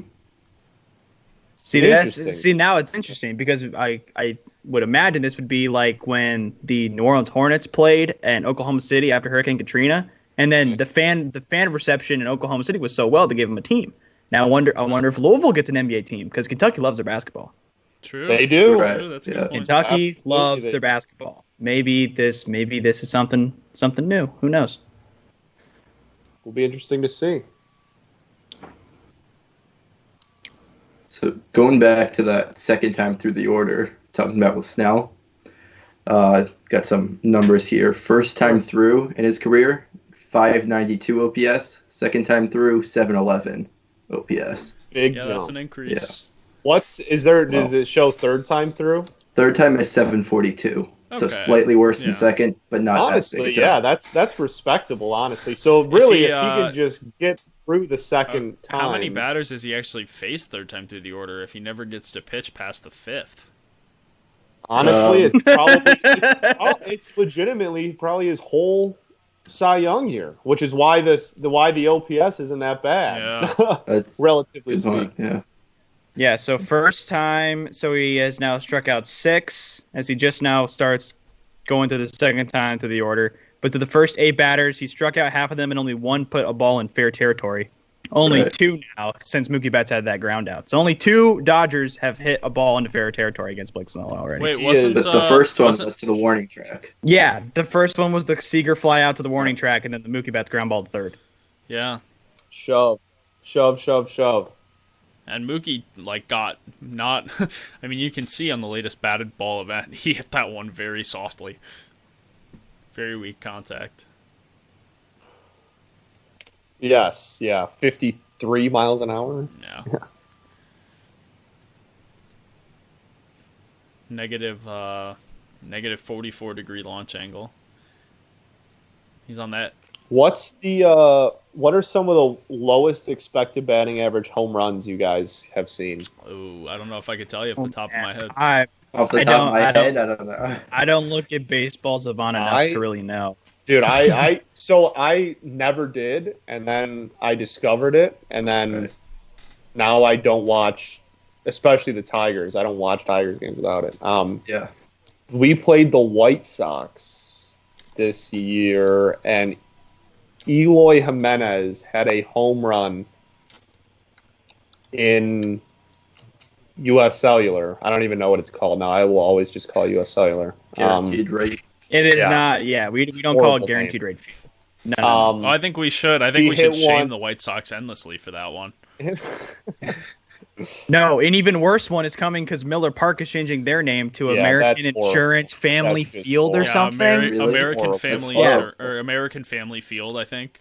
Miller Park was the perfect name for It that was. field, Yeah. and they're just going to ruin it. Yeah, And we can't 'Cause of money. have the beer trifecta of baseball stadiums anymore. I know. It's brutal. But yeah, Eloy hit a home run that in the cell that had an expected batting average of 40. 40. 40. Do inside the park Oh, do 40? inside the park home runs count? Sure. Because I would love to know the expected batting average. Do you guys remember the Christian Yelich inside the park home run? Yes. That Eloy just absolutely muffed in left. He just like, sat in just- the net. just- yeah. One of the worst plays I've ever seen on an outfield ball. He just sat in the net. He sat there. I don't know when that get. Let me see if I can find that, because I bet I could find it if I look hard enough. I just have to go to their schedule and figure out when the Brewers and the White Sox played each other. Ooh. Oh, I just found one right here. So I just looked up what's the lowest expecting batting average home run. And in 2019, Andrew Benintendi hit a 309-foot fly ball with a 87.7 mile per hour exit velocity against CC Sabathia, and it had an expecting batting average of .005. And he hit it in the one place where it could be a home run. Of course it happened at Fenway. That's .005. Where else would it happen but Fenway? That's looking into a home run. Stadium's a little league park, so there, I guess, too. Well, yeah, it was Red Sox Yankees, so it happened at one of the two. Yeah. You guys should have real parks like Comerica. Yeah, in Kauffman He Stadium. hit it with a 1,000 expected batting average. Those are big boy parks. Shout out Comerica for the Luis Robert 950 expected batting average flyout that he had this year. Honestly, there have been so many fly balls to dead center at Globe Life Field that have just not gone out. Bro, Comerica is 420 dead center, bro. I think So Globe Life is what, 407? I think it's 407 to dead center at Globe Life. Yeah. Yeah, we have 420 dead center, bro. It's we have the big spark. It's unreal. Why did they move the Castellanos. bullpens? Why did they move the bullpens at Comerica? Like weren't the bullpens different at the very beginning? So they used to be like the Oakland A's, where the bullpens were on like the sides, and then because the left field was like a 390-foot like home run to relatively shallow, like far to the foul pole, like left field. So they moved the bullpens to the left field outfield, and then put the home run fence in front of it, so that they could bring the walls in a little bit. Oh, okay. To make it, not absolutely impossible to hit a home run. All right, Randy. Let's see it, baby. Randy was the all-time leader for rookies in the playoffs. Randy, the all-time leader in being the GOAT of all time, ever. So, yeah. So besides Randy, who has in recent memory been a rookie that has performed this well in the playoffs? Because I'm trying to think. Good question. That's a great. Because I know like rookie pitchers have done. There have been a few that have done pretty well in the playoffs. I'm trying to think of like a rookie batter. Maybe Chris Bryant in 2015. Kyle Schwarber in 2015. Sure. Yeah. The took absolutely sticking with the same absolutely team, took like Evan Longoria. I just had want an to. unreal. Oh wait, Longoria. Yeah. That's a good one. Yeah, I still have nightmares of that Schwarber home run game 4. On top of the scoreboard in right field. Honestly, Will, you deserve every one of those nightmares. Shut up, Scott. Randy draws the walk. I'm not sure why Christian said Randy bunted, because he just walked. Randy bunted. Oh, and with that Brandon Lau homer in the first, the Rays' 27 home runs this postseason are tied with the 2017 Astros and the 0-2 Giants for most in a single postseason. There you go. And yet they've still scored like 40 runs. 3 total. runs.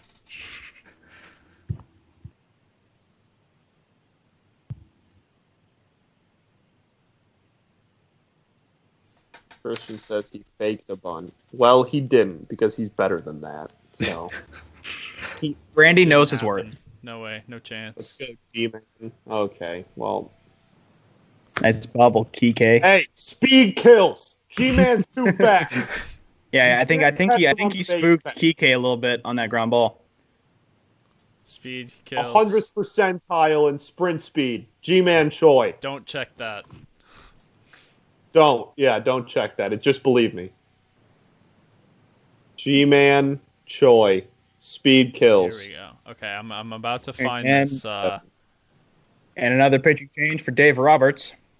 Dustin May is coming into the game. There ladies you and go. gentlemen. We knew it was a possibility. Dustin May is entering the ballgame. What, with 2 outs in the fourth? Outs in the fourth. 2 outs in the fourth. God, this is already the 4th pitcher. Here comes Carrot Top.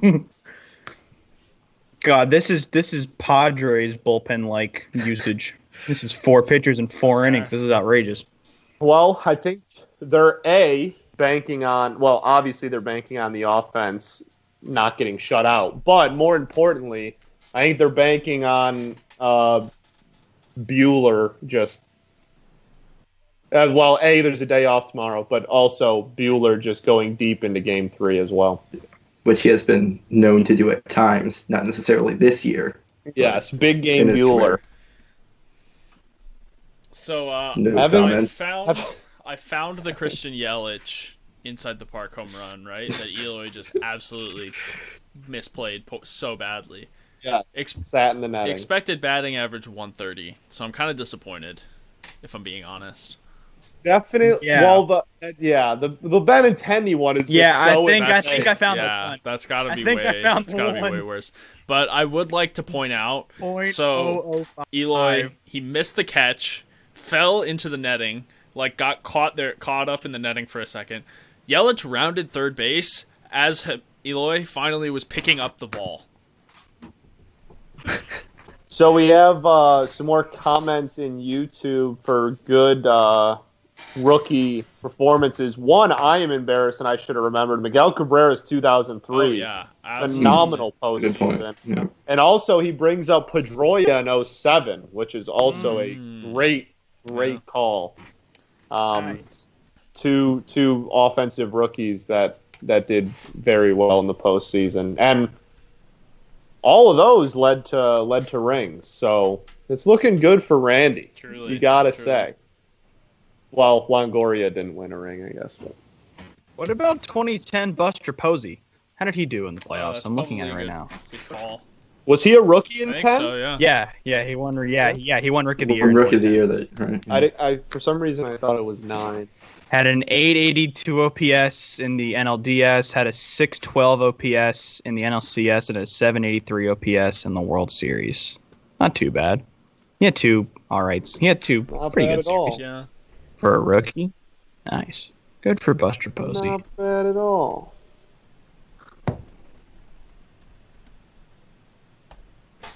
Yeah, as soon as you mentioned Evan Longoria and ring, I was like, oh, well, Buster Posey was a rookie, and he won a ring in 2010. For sure. I was curious. So we got Margot hitting 5th now instead of leading off. Yeah. I don't know why they insist on putting him in like either the top or the heart of the lineup. But I mean, I get having him in the lineup. His defense is great, and he's good. Good on the base path. Like if you want to put him at the bottom, but I don't understand the obsession with having him like in the top 5 of the lineup. Good every on the night. base paths, except when he wasn't earlier. Very fair point. Very fair point. Nice snag by a fan right there. He's really good on check the base path. check out the except shirt for on when this he's guy. Swing, Yeah. Check out the shirt on this guy. Oh, look at this dude's pimp walk after, too. He's like, yeah. Catch, got the shirt, got His shirt everything. says nice swing, bitch. Got the Joe Kelly t-shirt. Have you seen Ryan? I'm right here. Okay, this dude thinks he's way cooler. Yeah. This dude thinks he is the man. After Well, There that. were so many Braves. There were so many Braves fans in the section that I was sitting in that thought that they were being so funny, especially when it came to like wearing masks and stuff. There was there's like mask police coming around then there and there to just Good. make sure that you got your mask going on. By the way, the Cowboys game I went to on Monday, they did not care about masks whatsoever, which believe did that not about surprise me. Cowboys. Which That did not surprise surprises me. Not at all. Did Yeah. not surprise me one bit. Not even a little. You could have not worn a mask the entire game, and they would have not cared or noticed. Yeah, checks out. But but at the game, there's this one Braves fan that's sitting at the front who was sitting next to a guy who was wearing a Bobby Cox Braves jersey. By the way, Oh, legend! I already love it. First time I've ever seen already love someone this in public wearing a manager's jersey. Yeah, but If you're gonna do it that's for the any goat. manager, that's most yeah. ejections Yeah, of exactly. Yeah. all Yeah, time. if you're That's gonna do it for the goat. anybody, do it for him. Like Bobby no, Cox, but it's Lou like every- Piniella, like those are the managers to wear their jerseys. Dude, I want a Bobby Cox jersey now. That's just such a good idea. What an elite call. I feel like the only managers that warrant having you actually wear a jersey would be like Bobby Cox, maybe Joe Torre, probably Lasorda, Yeah. maybe. Yeah. I mean, Jim Leland. Jim. I would rock obviously. I would rock the hell out of a Leland. It's just have a little sig. What about Brad Austin? A dart with the Jim Leland jersey? What did you say? What was that, Will? What was that? I said, what about Brad I'll take Osmus? you Brad off the call, Osmus, bro. the I'll figure Angels- out how to do Angels it. legend. I swear I will. Christian wants a Joe Madden jersey. That's true. I actually heard him say that. Ozzy and White Sox jersey. That's actually not a bad call. That's Yeah, the Bobby Cox Brave jersey was kind of fresh. our go with the seeing eye single there. It's a good piece of hitting. He laced a couple Opposite balls field. foul, and then he I'm hits sure it that. really was a good piece of hitting. Oh my gosh, it was 109 off the bat. 109. Negative What? 30. No way. That's like Well, okay, that's off Eric the Hosmer bat, type of stuff. but it went 3 feet. Straight So even though it was Feet. 109 off the bat, it only had a 180 expected batting average. But did you see how high it was to clear the infield still? Yeah, that's Okay. that 110 off the bat with a yeah. negative 30 I'm telling you, that's that Eric Hosmer type of hit. Oh, I think that was because it was Oh, here we go. 99 Ground on the ball pitch. merchant. here we go. Good, That's two good more piece of runs. hitting by Joey Mookie Wendell. can't get that one. Oh, Mookie with the poor route running. Who would have guessed? That'll score a couple. We have a series. Let's go. I wouldn't Game call it two. just yet. In game Nah. 2, we got a series, folks. Well, I was worried about a sweep I after yesterday. I was worried about a sweep too. Like the Dodgers looked like they were easily going to take this The thing. Dodgers just dominated yesterday. But Joey Yeah, but Wendell with the some Dodgers nice looked like that in contact. Game 3 of the NLCS, and Games 1, 2, and 4 they did not. So they're very hit or miss. It seems It's the like. Dodgers in the playoffs. 420 XBA for Joey Wendell. Gotta love it. You love the 420 expected batting average. Just great. 99.8, so about 100 off the bat there. Yeah, that's just solid contact. Dustin May now has not recorded an out and given up 2 balls over 95 miles an hour. Wow. Which is as many as every other pitcher for both teams combined. Yes, So far. this before Dustin May entered the game, for both offenses combined, absolutely right. I only had 2, so that's oh man. definitely not ideal. Christian just Mr. joined the broadcast again. I think we'll have to reiterate how badly he wants a Joe Madden jersey. Oh yes, Christian Lloyd, definitely big Joe Madden fan and would love a jersey. I think Sorry, that'll get him out of the inning. So, Dustin May, interesting. Rudy, I think you and I talked about this on our last broadcast. Interesting, a guy with that nasty of stuff to have such a low whiff rate. Mhm. Yeah, I was It's just about to really say. weird. Known non-bat misser, Dustin May. Right, yeah, not great strikeout rates and not a great whiff rate, but unreal like nasty stuff. Just maybe just something of being young and he'll grow into it kind of thing, but really weird to see that with how good of stuff he has. What's like the pitcher equivalent of being good on paper? Because I wanted to say it's Dustin May, but I don't think it's Dustin May. I think it's a guy that like has good strikeout to walk stuff maybe and just gets shelled. I don't know. What is like the pitcher equivalent of being good on paper? Clayton Kershaw in the playoffs. Okay. All right. All right, Okay. Matthew. We think we've had enough. All right. Matthew was saying last night Kershaw started the game, and he was still saying that Dave Roberts would bring Kershaw out of relief to blow the game. That's how adamant he was that Kershaw was going to blow last night's game. I don't know. I'm trying to think of like a specific pitcher that fits that profile. Because, like, Marco Gonzalez led the league in strikeouts per walk or something like that. I don't know. It says What about his that, strikeouts to walk for Marco Gonzalez was 9.143, which was which was about a point higher than Kyle Hendricks and Kenta Maeda, who were second. Wow. How about he's still super young, but what about that kid for the Cardinals that struck everybody out in the minors? I don't know. I honestly Alex I don't Reyes? follow. I don't Reyes. follow your horrible franchise, so I don't know if he's been. I think there's a lot of them. There's Flaherty. Alex Reyes, who Reyes never is turned who I out. was Alex talking about. Reyes, Yeah, he's a reliever now. He wasn't Really? bad. Didn't he have Tommy John? Yeah, I think he did, and then he missed last year. Oh yeah, I think he had Tommy John is like right after he got called up and made his Yeah. debut. No, I think that's. I think I Maybe Carlos Martinez too. I feel like he might fit that bill a little bit. Carlos Martinez. Oh, I can't wait till the Cardinals trade him. I'm so excited. I'm so excited. Not a big Carlos Martinez guy. I think he's good, but he's just not reliable anymore. He just hasn't been. He just hasn't been the guy that, because he was supposed to be the ace of the rotation, didn't become that because he had shoulder problems. Then he became the closer, and then gave you a heart attack every night that he came out on the mound, especially in the postseason last year. God, that was horrific. And then I think he missed most of this year with a shoulder injury again. So, yeah, he can't really be trusted.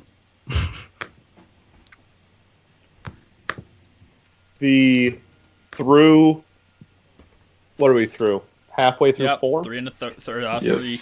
We're Three bottom and a half. half. Yeah, home. Yeah, we're at home half. So of the through fourth 3.5, the Dodgers' expected batting average for the game is .065, Mm-hmm. So and the Rays' expected batting average is just under 200. Oh wow! So on the broadcast right now, this season, including the postseason, Blake Snell's ERA through the first 3 innings is 1.02, and innings after the fourth 7 and the opponent's OPS Yes. and the opponent's OPS is over 1,000 Okay, After the fourth well this will after the be fourth inning. the telling inning here. That is unreal. That's kind of unbelievable. That's 1,000 OPS opponent's OPS. to have Ridiculous. such like a hard Yeah. it's every time that he goes into the fourth inning, like that's nuts. Also, a 1 ERA in the first 3 is insane. Like that's incredibly impressive, and they just turn into a complete train wreck after that.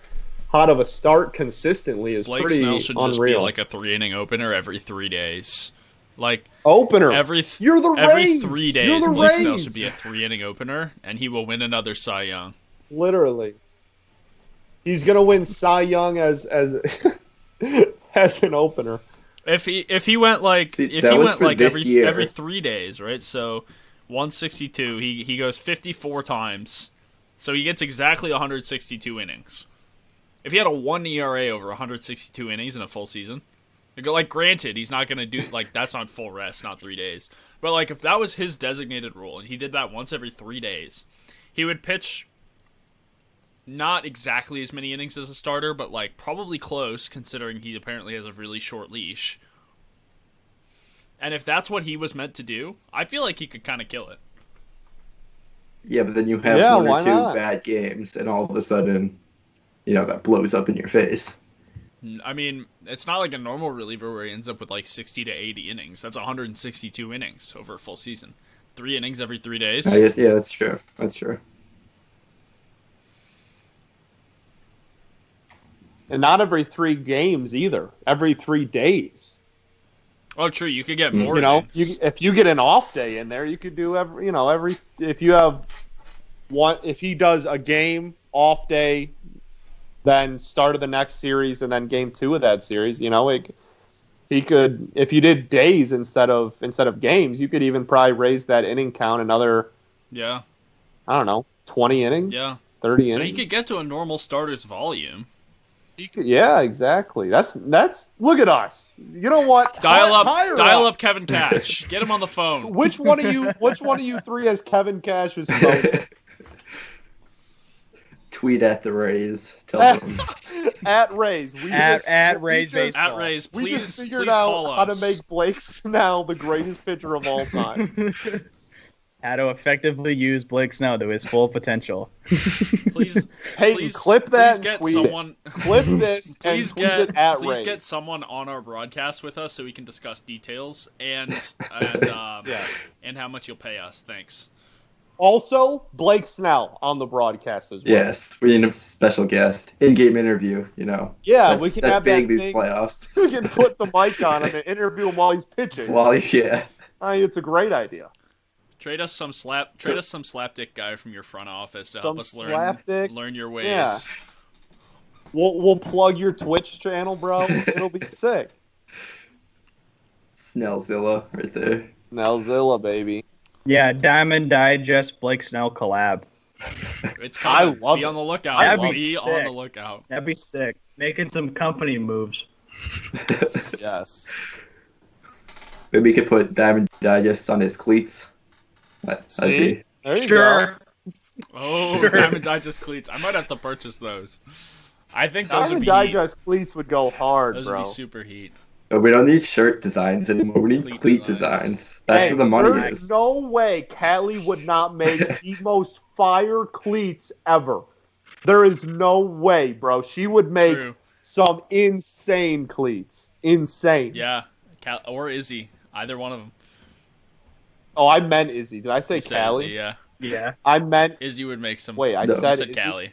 You, yeah. Oh, okay. Yeah, I think we both just misspoke after each other, and it confused the hell out of Probably. me. Yes, I meant Yeah. Izzy. Speaking of which, check Did his the necklace just store. break? Yeah, I think it did. Check the store. Buy our shirts. Yes, Izzy would Please. make Please, Sweatshirt. guys. the greatest Please, cleats guys. of all time.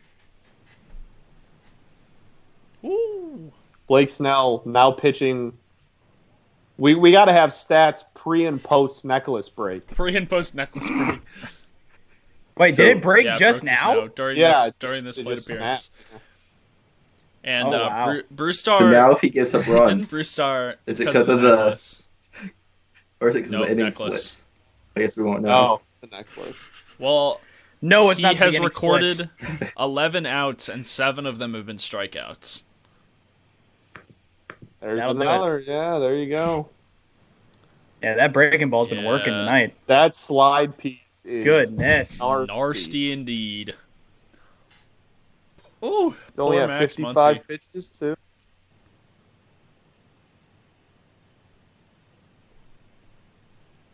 He's got a chance to go 6 innings here. Hey,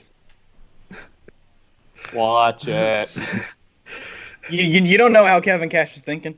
Do you guys have a rooting interest in this World Series? Just hoping for a close series. What's Yeah, the? I think what I'm are just your- looking for good games. Don't I want the have Dodgers I to have win. more of a soft spot for the Okay, we Rays. know Matthew doesn't want the Dodgers to ever win anything ever, so that's See, like, easy. I have more of a soft spot for the Rays, but I wouldn't these teams. Yeah, winning. like- I would like- I wouldn't be mad if the Dodgers won. Honestly, I'd be kind of happy if the Dodgers won. That'd be that's sweet. That's what I'm thinking, right? Because like I just have so much respect for how the Dodgers have run their organization to get to the point where they have a team this good.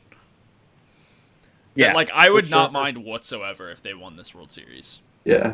Yeah. Kershaw needs a ring. I wouldn't mind him getting one. That's true. So- Yeah, I think I Kershaw want deserves the one. Dodgers to lose so that they can take the mantle from us of best most, team like- to not win a ring. yeah, and like it'll like not saying that the Tigers are like the best team ever to not win a ring because those Mariners teams had good runs and stuff, but with recency bias, we would just never be talked about again. No one would ever mention that we Yeah. blew our opportunity again if the Dodgers went another year without. Like, they would officially be in the conversation if they don't win this year. Yeah.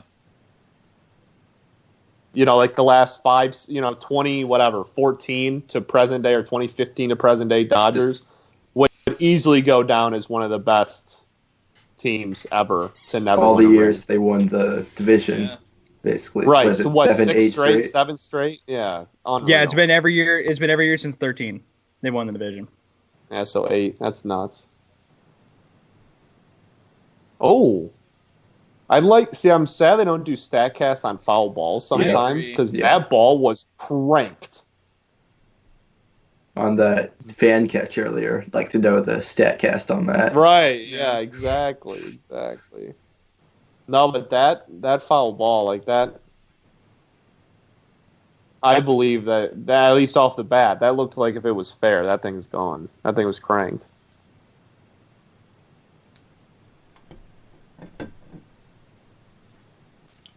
I don't mind that pitch, honestly.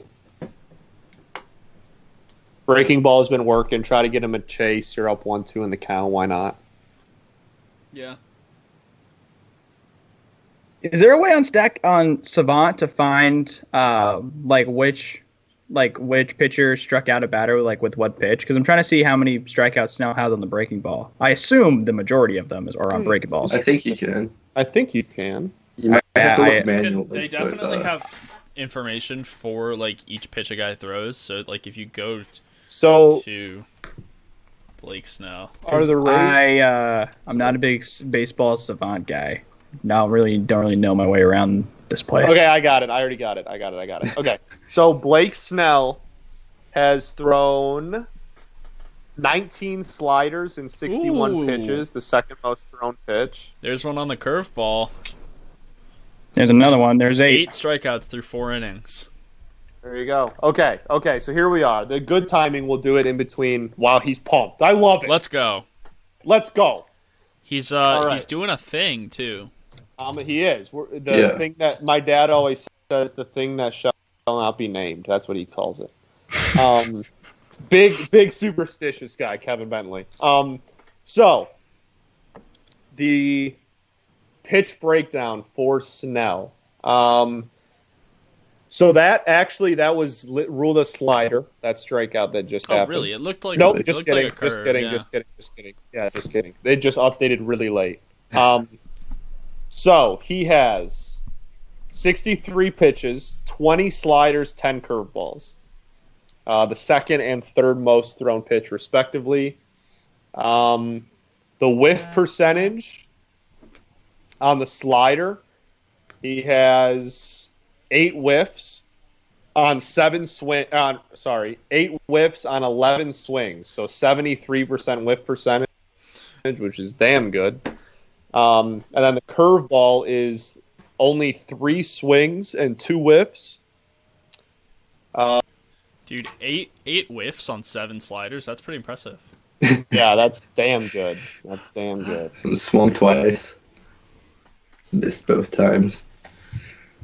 So The changeup has 0 whiffs on 3 swings. So the changeup he seems to have gone away from it. He's thrown it the least amount. He's only thrown it 6 times. But does not seem to be fooling anyone. So you said that last strikeout was the slider? It was the curve. It's the curve, okay. So he's got 4 strikeouts on the slider, 3 on the curve, or I guess 1 on the curve, 2 on the changeup, and 1 on the fastball. Interesting. Interesting. It's just taking a while to update. And Blake Snell, according to the Ace of Spader on Twitter, Blake Snell is the first pitcher in MLB history to have multiple strikeouts in each of the first 4 innings of a World Series game. Wow. That is impressive. And pitchers with 8+ strikeouts and no hits allowed through 4 innings of a World Series game, Blake Snell and Sandy Koufax. 1963 Game 1. That's decent Good company. list. Yeah. Decent company. Decent I company. Just Sandy a decent start. I guess Sandy if I had to Koufax, be, notable okay if I had pitcher. to be associated with anyone, I guess I would tolerate being put up there with Sandy Koufax. Widely known as a okay pitcher. All right, so Dustin May is back out for the top of the 5th inning. Looks like Dave Roberts is staying consistent somewhat. I don't know. I don't even know what Dave Roberts wants to do anymore. I was kind of surprised earlier they showed that the Dodgers have used more pitchers so far this postseason than the Rays have. Or they've made more pitching changes. Interesting. Which I would expect almost nobody to make as many pitching changes as the Rays. Right. Oh! Whew, I thought that one... Wow, that was way short. He pimped that like he He crushed did. it. That came looked out of the box off the bat. It looked like Is Peter in chat? Jason Kipnis type me? I was just about to say that. That's what it looked like. I don't think Peter's watching tonight, but never fail to slander. Oh man, that must have been so heartbreaking. Jeez. Yeah. Okay, let me update those More strikeout numbers. You got that more wrong. terrifying. Okay. It's 4 on the slider, 3 on the curveball, 1 on the fastball, none on the changeup. They abbreviate curveball as CU, and I read that as changeup. Sure. So it's on me. But it's Yeah, that's right there. He's got the breaking ball working. I think the changeup they had, he has 0 whiffs on it and 0 called strikes on it, but he's thrown it 10 times. So I think the changeup's probably just not going to be used. I would imagine for him. Here on. Yeah. Dustin May pitching right now. He has to have one of the more distinct deliveries too, right? His pitching out of the stretch with that leg kick he does. Absolutely. And hair. Oh sure, Distinct. But just even the way he moves. For sure. Yeah. I mean, he's got to be mad flexible. Mad flexible. That's all Stupid it's- flexibility. Dummy flexible. Dummy flexible. I don't know. That was a dirty curve right there. It was pretty nasty. Yes, it was. Dirty He said- curvy. He is 6'6". Sit down, KK. Really, 6'6", Dustin May. 6'6", 180. 180. Oh my gosh. There's no way he's thinner. Well, first of all, how much of that is his hair? And second of all, there's no way he's thinner than Glasnow, right? Glasnow is a stick. Glasnow 6'8". 6'8". Glasnow 6'8". Man. Yeah. Also, what was that? Glasnow also, I feel like May is just a skinny dude. Glasnow is kind of like ripped a little bit. 6'8", 225. Got some Oh, is he muscle. really? Yeah. I thought I was watching Glasnow last night, and I was noticing how very thin he is. Yeah, Dustin May 6'6", 180. Yeah, that's thin. Yeah. Whoa! He was almost. I safe. thought so. I thought he had a chance. What was that first pitch ball call, by the way? Nah, it was not good, is what it was.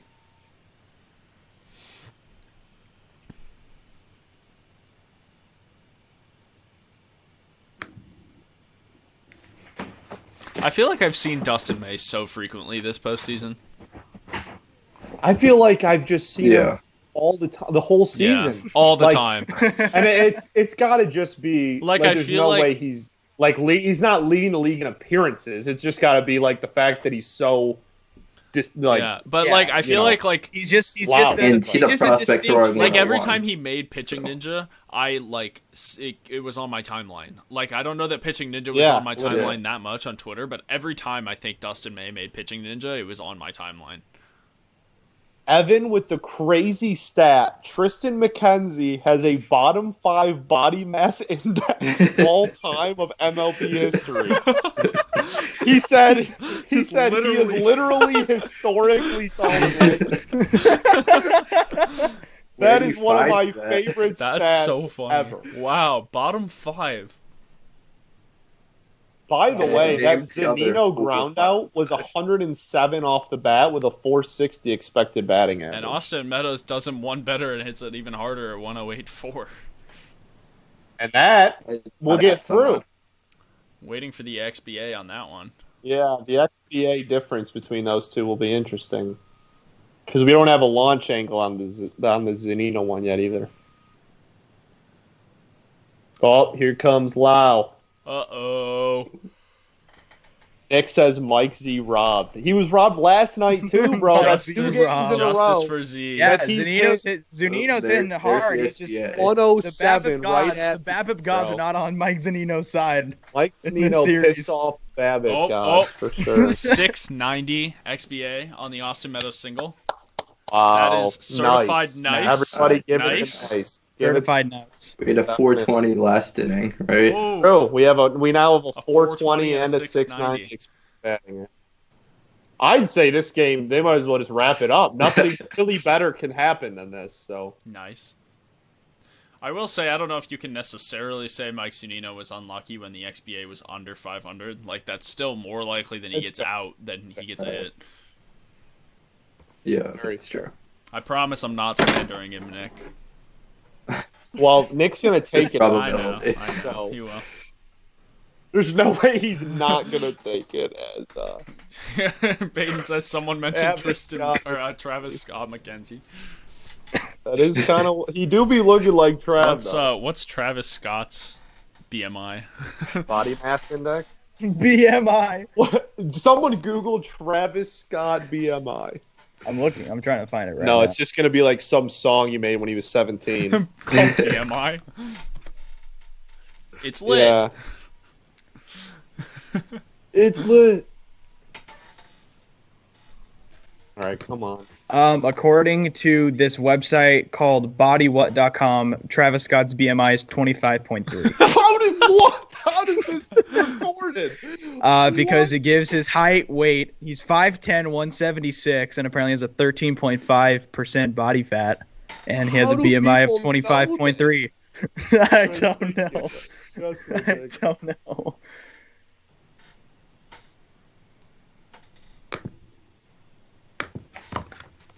Oh, Brandon Lau. Oh, Well, boys, Oh! I think the Oh! Brandon Lau slander is it's worked. Wait, I haven't seen it yet. oh, Joe? No way! oh. Another No one. way! Tampa Oh, boom let's sauce. go! Brandon Lau slander. Tampa Brandon boom Started the sauce. broadcast while Guys. he couldn't hit. Keep slandering me. I will be this team's entire offense. He has finally come around. And He's what hit two to the opposite field. coming into it, somebody else besides Randy was going to have to step up if they wanted a chance, and there we go. How about taking a slider, middle, opposite field?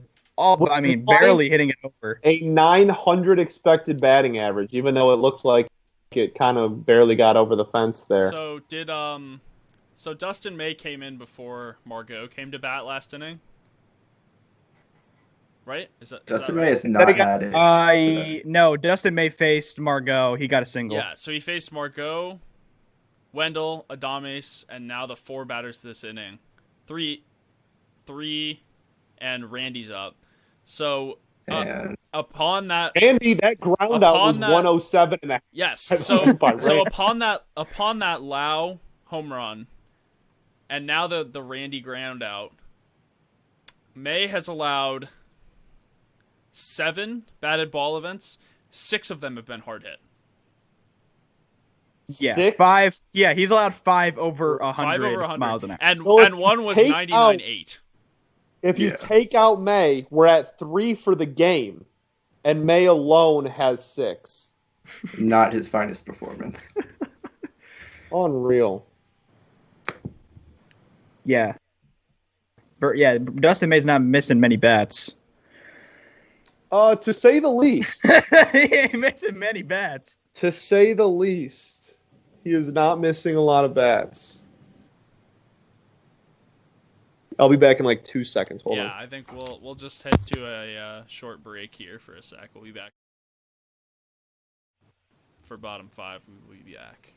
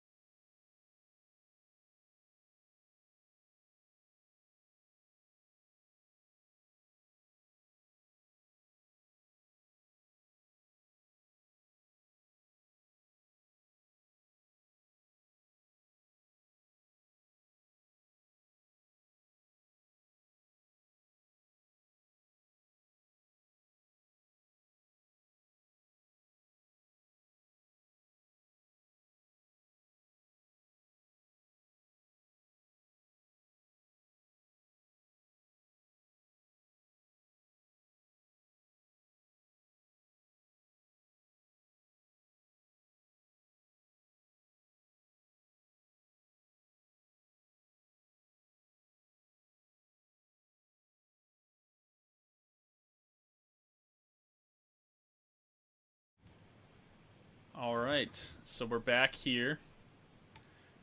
Bottom 5 now, and Dodgers in a bit of a hole, or a lot of a hole. 5-0, which, as we've mentioned, is already tied for the 4th most runs the Rays have scored in a game this postseason. And as it looks right now, Blake Snell might finally break the streak and reach 6 innings, which he never. Still got That was a stat, right?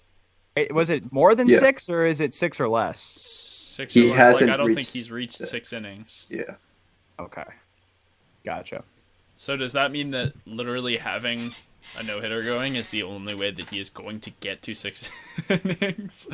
I guess. So at I his guess. pitch count, and with this lead, they might be a little more lenient. I don't know. So they might want to keep the pitch count down so he can come back sooner in the series. But Quite possible. Quite possible. Yeah, Belly hit that one hard too. Suddenly we're gonna go on a streak of hard hit balls. that's what 5 straight above 100 miles an hour. Yep, 5 straight. Yep. Bronco Dave, our resident Dodger tier, Dodger tears. 8 of the last Dodger tiers advocate. 8 of the last 9 batted ball events have been hard hit. Over 95 miles per hour, that is. It's the Dustin May effect. The Dustin May Dustin effect. May The effect. Dustin. Man, poor guy. His postseason his ERA in this game 20.25. For the series, I think, since he didn't pitch yesterday. Yeah, for the series then. God, we're getting 54 ERAs. Now we're at 20. Like, come on, Dodgers. Get it together. Ridiculous. Get it together, Dodgers. Floro did get his ERA down to 10.8. There we go. There we go. Peyton with a fair point. He asks him, is he the only uncomfortable one calling a grown man Belly or Yelly? I Wow. think so. Let me go Yeah, with- or yes, Yeah. you are the only one. Yeah, what? Yeah, I think it's fine. Man, name's a name.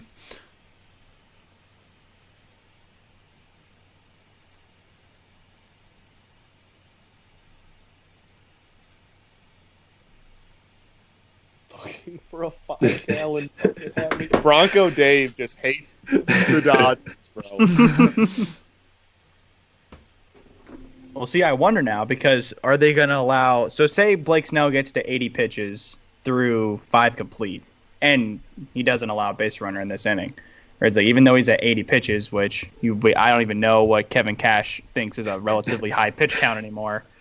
I wonder if he goes back out for a 6th. Who I mean, knows? if he has the thing going, then Yeah. he's going to go back out 6. But 6 has to be a limit. Yeah, I guess, man. Hey, if you're throwing Apparently. Glasnow out for 110 through 4 2/3, I don't know what limit they'll have on Snell. Well, he's still pumping gas. That was Ninth- quite a Is that a strikeout. Ninth cutter? strikeout. What was that? Was that a cutter? Man, these overlays they're doing where they show how the ball looks coming out of each guy's hand is fantastic in these postseason games. Yeah. Was that a... What was that? That pitch came in at like 89. So it might Yeah, have been was a it changeup changeup? or Yep. a slider. They're showing But now it his moved- changeup's it moved, 89, like- sliders 88. Yeah, because that wasn't a fastball. Oh, it was this. I think it was the slider. That thing moved horizontally, though. There's no way that was a changeup. Yeah.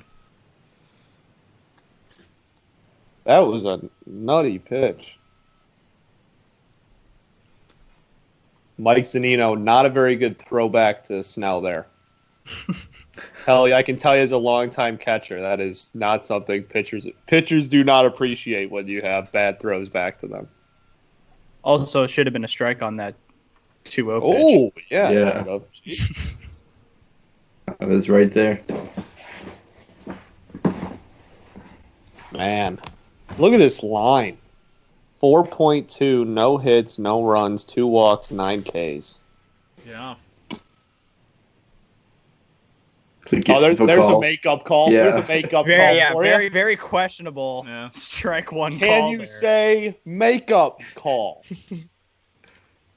And then he makes up for it again to get to 3-1. He's just trading makeup calls. He's just choosing before the pitch what he's going to call. That ball three wasn't as egregious, but Zunino made it look pretty good, I think. I think in that exact same location, if it's a fastball, that's a strike. But because it's a curve and it's coming down kind of over the strike zone, I think that's why he didn't. That exact same location for a heater is a strike. Yeah, I mean that exact plate appearance, Kike could have watched all 5 of those pitches and gotten called out on strikes. I mean, he wouldn't got to the 5th pitch, but Right. Yeah. Also could have been a 4-pitch walk. Yeah. But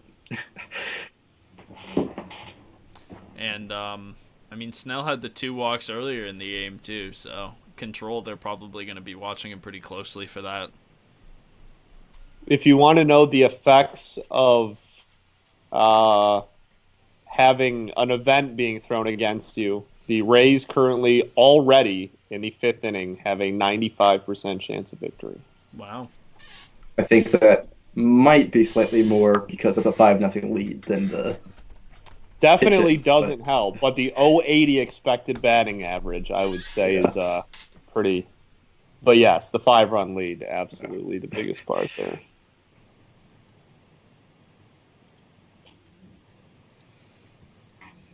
Well, I'm God, Snell's getting cheated out on some of these low pitches. before Zunino's making them look pretty good. Wow, Snell is pissed. So he should be. yeah. He's getting pissed. And out of everything he's done tonight, too, like, of all things, he should be getting a little, like, gifts. He's just getting pinched. Yeah. Now, usually when you're now, dealing, got the strikeouts, you're getting these calls for you instead of against you. Now the umpire's making Snell throw more pitches, which we might not see a 6th. Uh-oh. He's already Whoa. his 80th pitch now. So I will say that coming into this game, 538 gave the Dodgers an 81% chance of winning the World Series, which is pretty darn high, I must say. Yeah, that's insane. That's insane. And honestly, I don't know how much that changes if the Rays win this game. I mean, it says their 1-week change in... Oh! That's in well. Chris Taylor. And there it goes. Chris Taylor. And there it That goes. will do her. There it goes. Yep. And I'm going to guess that's probably the end of Snell's night. Hanging curveball off the plate away. Could very well be the end of Snell's night, which is pretty unfortunate for him, honestly. I mean, I didn't see anybody warming up in the more bullpen. batter. They might give him one more I batter. think they're just gonna let him right out this inning. So. With Mookie up though, that's brutal. 3rd time through against Mookie here. This Dodgers lineup is so ridiculous. yeah, man. Yeah, Hey, you just faced Chris 9 spot. Now you have the top of the order. Good luck. Yeah, and you face Cody Bellinger hitting 6th. Right, yeah, that's unreal. Another batted ball above 100 miles an hour. Yeah. Everything's being hit hard all of a sudden after that really good start. by both expecting teams. batting average on that Taylor home run at 760. That whole at bat changes if he gets some of those strike calls. Yeah, if he got that low strike on that 1-1 pitch, it would have been 1-2. Or if he got the Whole strikeout different the at previous bat. batter Yeah. and he's through the inning. Nick says Chris Taylor bites whale bubbles. SpongeBob. It's a SpongeBob quote. Probably, he adds, but, you know. Probably. Take it as canon.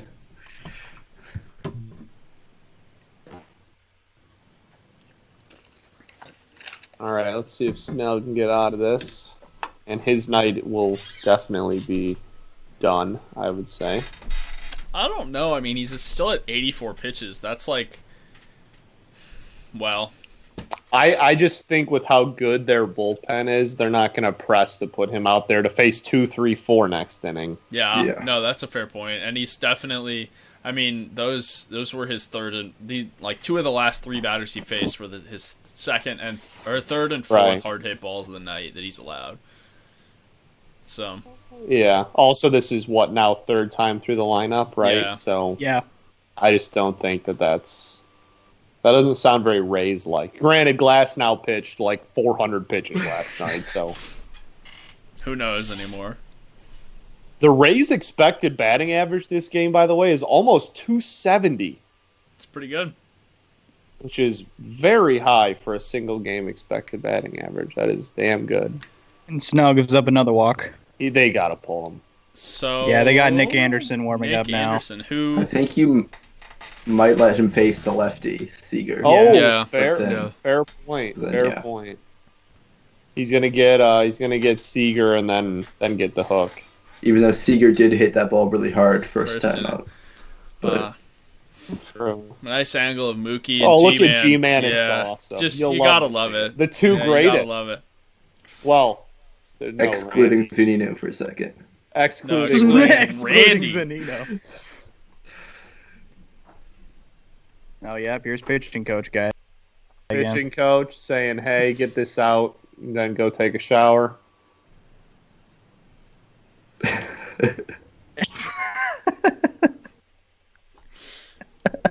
This might just be totally random, but I just have absolutely zero idea how to feel about Chris Taylor.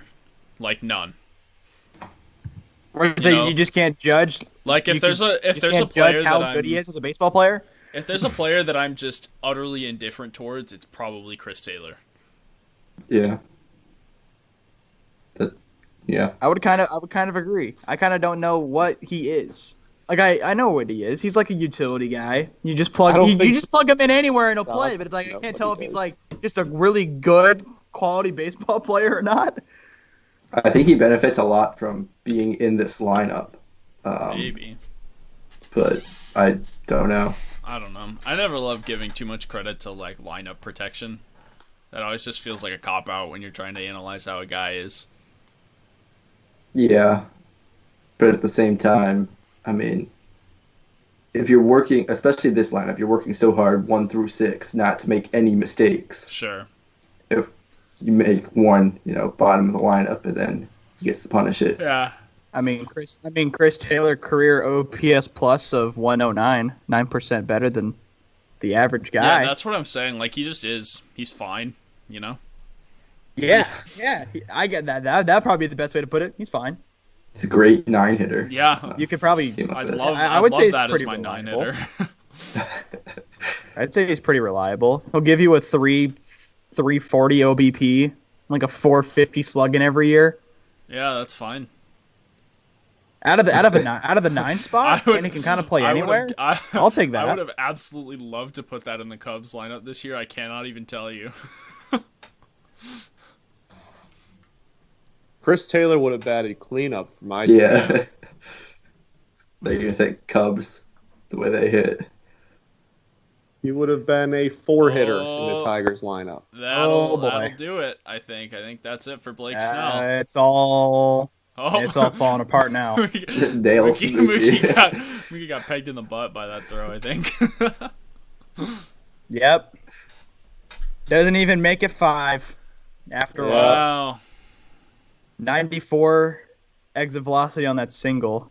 Evan, I could just tell that right when you came into the stream, I had to talk about the Cubs. I just sensed your presence, and I was like, oh, time to talk about the Cubs. All right, well, there'll be Blake Snell's night. So that's what, 22 straight starts now where he doesn't make 6? Yeah. Since whatever injury. Even when he strikes out 9 and looks like he's cruising. Even when he strikes out 9 and has a no-hitter through 4 2/3. And it all just falls apart. Oh, man. He had a no-hitter through 4 2/3, and he might legitimately finish with 4 2/3 innings pitched and 4 earned runs. Yeah.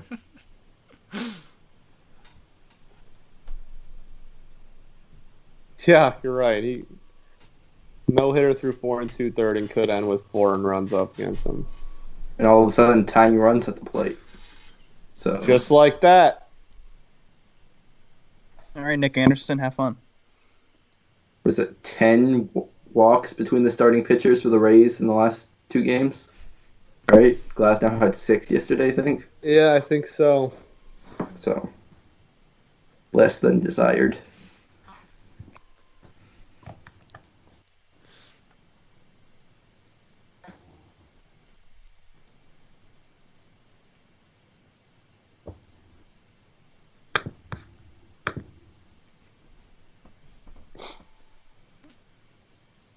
Diego. Yeah, says... we have a good point in our Discord server. Snell is not eligible for the win in this game because he didn't go 5. Oh gosh. The all important The all-important pitcher win. Pitcher win, as everybody knows, is the most important stat in baseball. It's what you live Yeah, for. truly.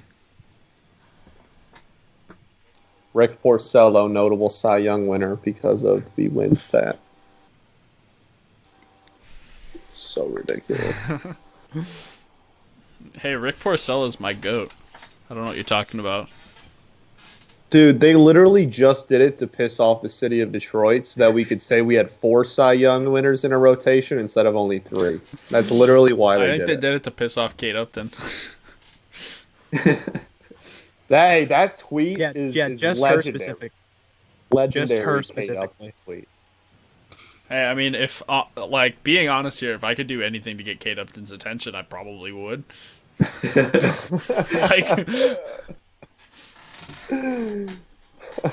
You're a baseball writer with a vote. You're just like, well, she might tweet at me if I vote Porcello.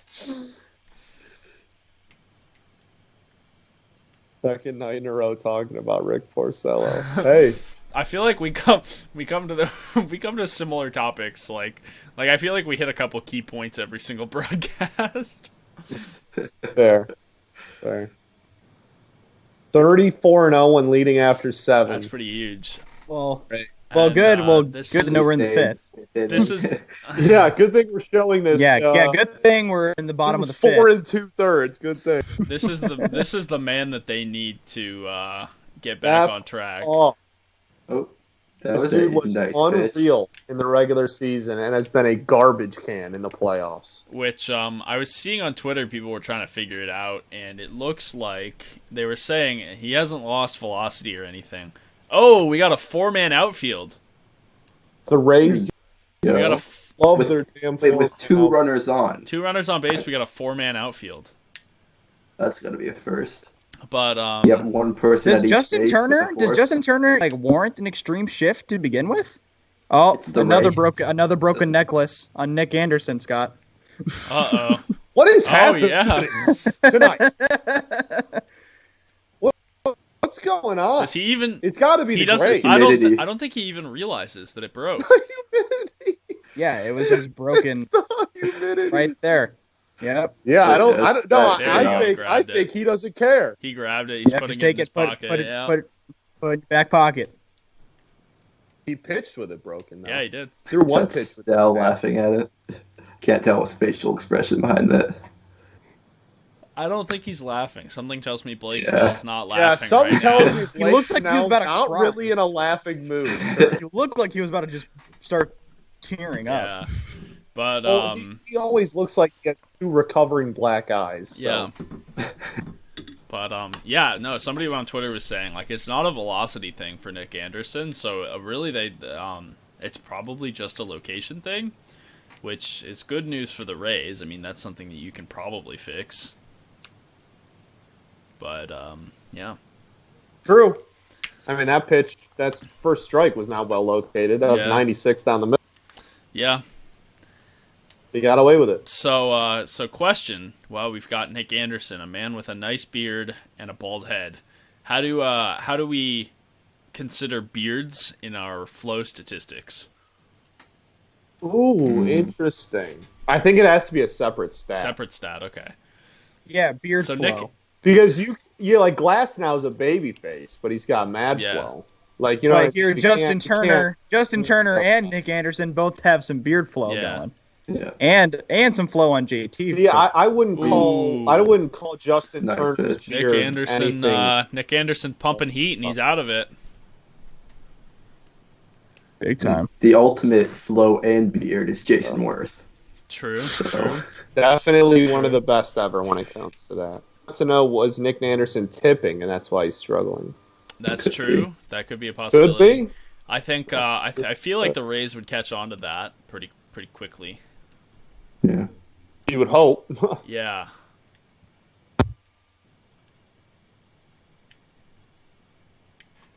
So Snell's final line then: 4 2/3, 2 hits, 2 runs, 4 walks, 9 Ks, 1 home run, and 4 hard hit balls.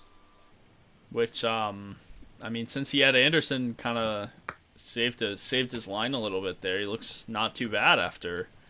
Yeah. After Well, it's 5. interesting that you know, when you're looking, when you have a no hitter through 4 2/3 with only 2 hard hit balls, and then only 2 batters change that line from 4 2/3, 2 hard hit balls, and a no hitter to 4 2/3, 2 hits, 2 runs, a home run, and 4 hard hit balls. Those are very different lines. Right. Yeah.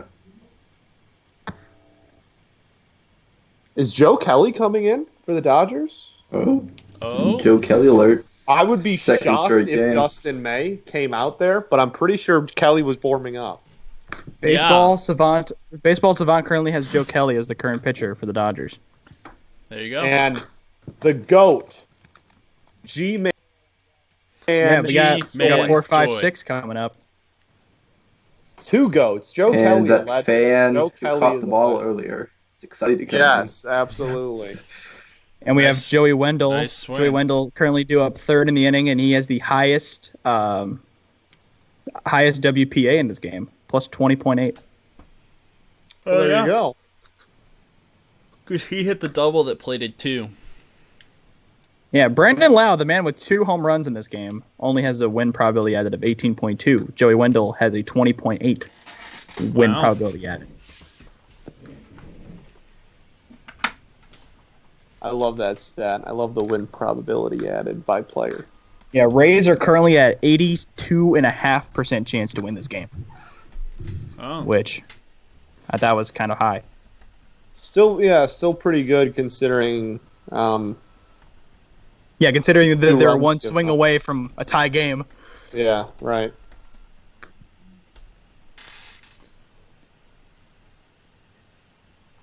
So Joe Kelly pitched yesterday, correct? Correct. I think so, yeah. he did. Yeah. In the regular season in his career, pitched 47 times on back-to-back days with a 4.09 ERA and appearing with no days rest. So Interesting. check the playoffs. Yeah, I mean, Well, he also there have definitely Very. you could definitely make a case that Dave Roberts has made some questionable pitching choices. Okay, in the playoffs Like, though, he's done it 6 times with a 1.17 ERA. okay, so small sample size. Right. But like after Walker tomorrow, what do the Dodgers have? Well, they still haven't used McGee, and we're here now in the 6th of game 2. Oh, well, starter-wise, they don't. Yeah. They've gone through everybody after Buehler. Starter wise, they would have Kershaw on 4 days rest. 3 days rest. 3 days. But I don't think they use Kershaw in like a No. 2-2 situation. No. Yeah, we were talking about that earlier. I don't know if that's the move. Kelly, obviously the slider will be prevalent this inning. Yeah. Big slider guy. So is Julio Urias just a predominant bullpen guy now? Like he doesn't start for them anymore, does he? Not in the postseason.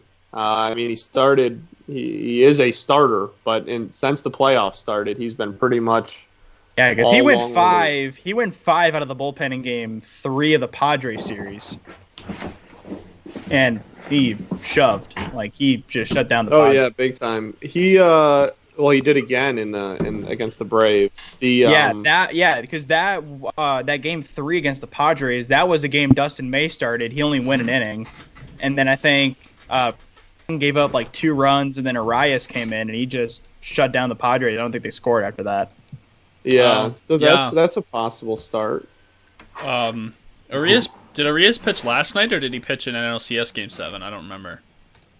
He closed out Game 7 of the NLCS. Yeah. I think he got the final 9 outs. Yeah, okay. So he's probably 3 perfect innings. He's probably relatively fresh now. Yeah, and especially after another day off tomorrow, he could definitely go. He could definitely start. Yeah. Gronk and Brady cutouts. Yeah. Ooh. Wow. That was a nice pitch. That was. Did he quick pitch him there? That looked like a quick pitch, but I think that also could have been called a strike. It looked like a strike. Should have been called a strike. Looked like a strike. Oh to yeah, me. that was a strike. Yeah. Okay, I refreshed my stream to make sure that I wasn't getting behind, and it made me more behind. Love when that happens. It's always good. I think I was ahead of Scott earlier, and I'm with Scott now. I just got time called.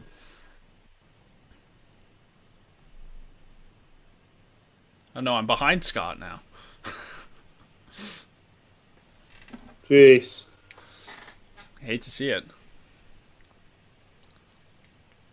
G-Man with a shot right there. Yeah, I just saw the single.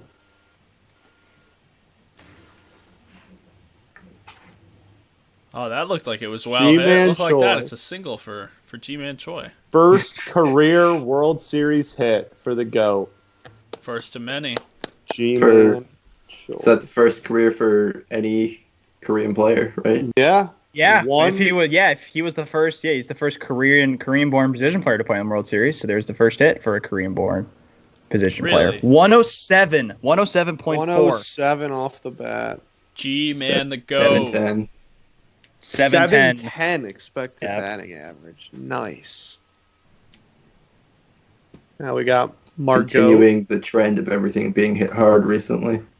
Yeah, look at this savant.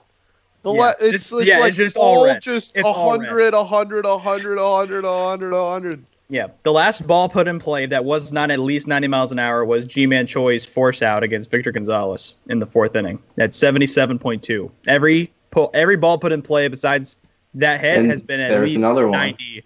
If you take out the Corey Seager single last inning, everything's been over like 103 since the 4th inning. Yep. G-Man chugging it to 3rd. G-Man, speed kills. Speed kills. Right in front of the left fielder, just taking that extra base. Sprint speed, G-Man, joy. The GOAT, the singular greatest. What can't he do? Answer, nothing. And 103.8 on that Manuel Margot single. 5 tools, he's got 7. Trainer's coming out to check on Margot for I don't know why. Margot, that ball was also exit velo of 104. He's emphatically nodding his head. Yes. He is refusing to be pulled from this game. He's saying, please get out of here, I'm fine. 2 for 2 with a walk, right? Yeah. Yep. Yeah, 2 for 2 with the walk. And now we got Mr.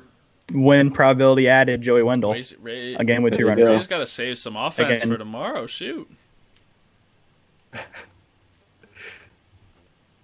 Yeah, let's get it to over a 4-run lead. Then we can save some offense. Yeah. Speedman Choi. Speedman Choi. Oh, Nick. Speedman Choi.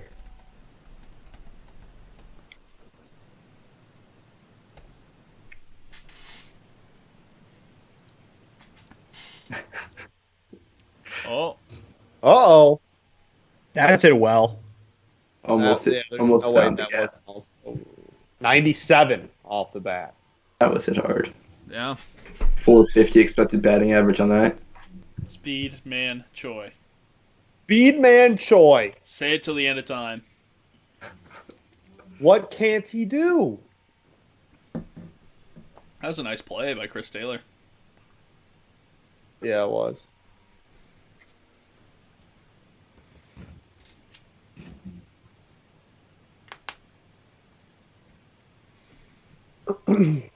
Random thought. Who's the most average-looking man in this game? Average-looking man. Honestly, I think it might be the Joe. pitch. I think it might be Joey Wendell. Probably that's Joey fair. Wendell. Easily Joey Wendell. Yeah. Maybe Or AJ Pollock. What does Brandon Lau look like? AJ. I guess if I have to ask, he might be very average-looking. That's Yeah. Fair. Tell you who it's not. It's not Zanino. Yeah. So you know it's anything but average. yeah. in Anything everything. but average in anything. Oh, Go. there's Brandon Lau on the screen right there.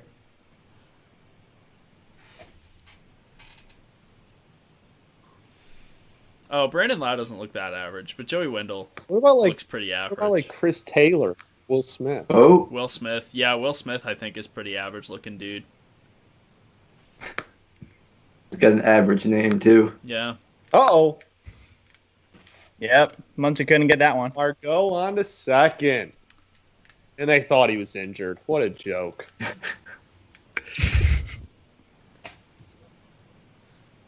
Two number 13s at first base for a second there. Yeah, that's always Love to see it. weird. That's always weird. So that sack fly lost 0.1 WPA, knocking down Joey Wendell's lead a little bit. He's still in front. In case we track closely. Oh, I love it. It's one of my favorite stats. The Rays also now up to 92.7 win probability for the game. Wow, yeah, Joey Wendell, 20.7 WPA leader.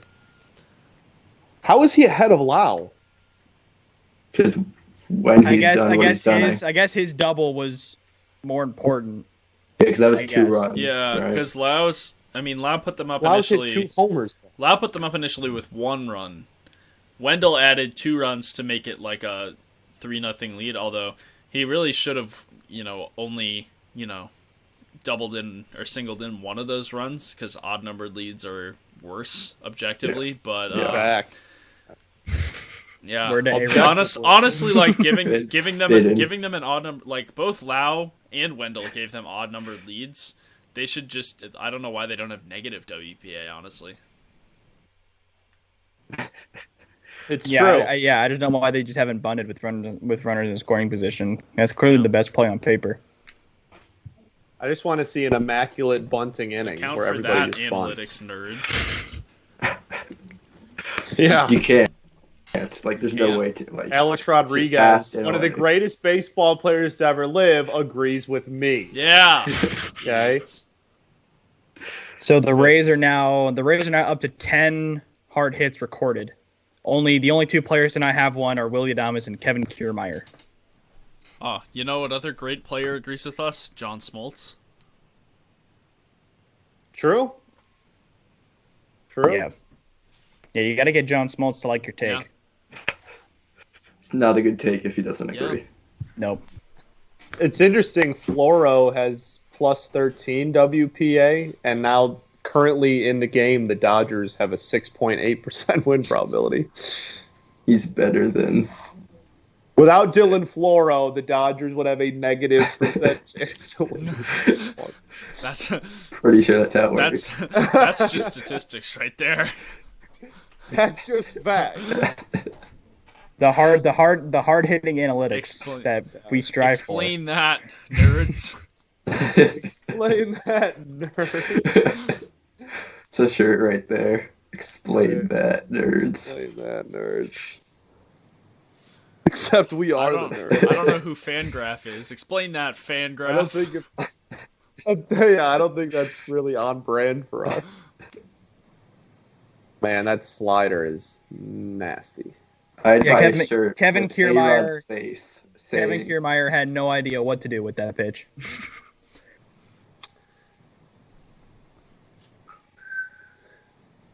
Middle of the sixth, G-Man Choi, the GOAT.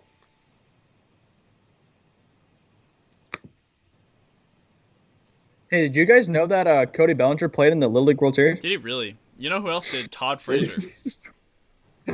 Really? Did you guys I know would not have that thought that. Clayton Kershaw went to the same school as Matt Stafford? That's Matthew Stafford, Highland Park, right down the street from me. Yep. I've heard about it all my life. Yeah, me too. All my life. Me too. People love to bring it up around these streets of Plano, Texas. It's a meme here, everybody, because anytime Stafford or Kershaw are nationally broadcasted, it's always brought up every single time. It's so annoying. How was Stafford done in the playoffs, though? About as well as Kershaw. What do you want? Stafford actually didn't do bad in his 2 playoff appearances. Decent playoff numbers, but, without the wins. It's harder to get a win in the football playoffs than baseball playoffs. Yeah, It's hard to get a win when you play Lions, so... That is also true. ask Cody Parkey about playoff wins. Very fair.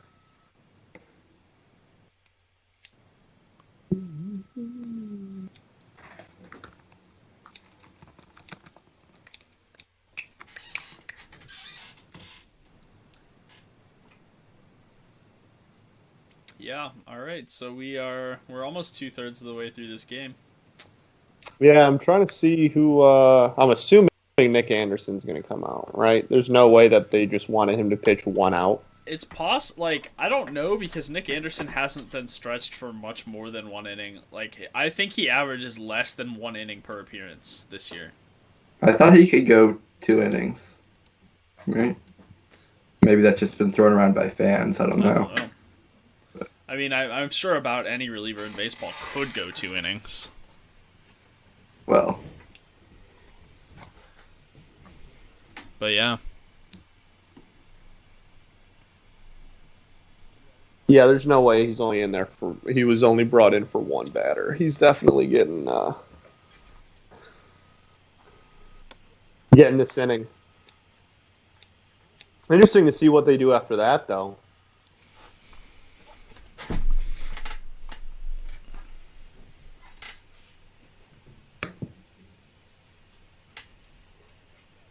Yeah, Nick Anderson is still out there. Okay, there you go. Yep. He only threw 5 pitches last inning, and he's probably your best reliever. Yeah. More out of him. Yeah, you definitely. And worst case, you can get someone up right now. Yeah, the longest outing he has had this year was his first outing. He went an inning and a third against the Toronto Blue Jays on July 25th. That's the longest he's gone this year. He's not gone more than an inning and a third. The 2 infielder look. There you go. Well, he's got 2. It's caught by one of those infielders in the outfield. Yeah. because baseball. Love a good baseball. Baseball edited.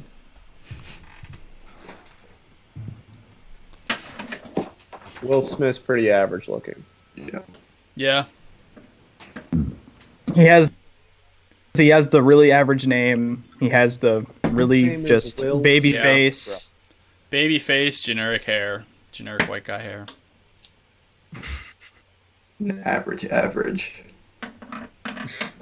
Just average really across the board. Only a 211 hitter in the postseason. Really just average across the board.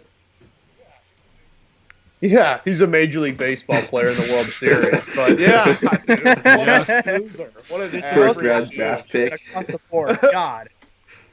First round draft pick. Would I trade places with Will Smith right now? Absolutely not. Nope. I'm good. I'm good. I'm good sitting here in my living room. You should. Oh, maybe I should. Woo! Maybe you should. That ball's cranked.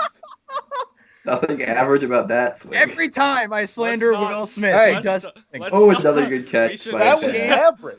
we should The That's last time I was on average.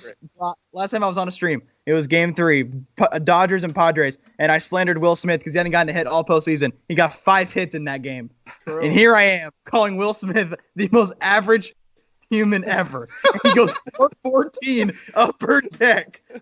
Okay, so is that what happens if we slander guys? They go deep. Randy Arozarena absolutely sucks. Randy Arozarena sucks. Well, speaking of slandering in the postseason, here's Bellinger. Oh my god. So, Oh, get ready to tag Horwath. the ultimate Get slander. your Horwath ready in Discord. So that Will Smith was 102 off the bat, 414, and a 770 expected batting There you average. go. 30 degree Expected launch angle. It average. doesn't get much, Not bad for an yeah. average guy. doesn't get much better than a 30-degree launch angle. That's pretty average. It's par for the course.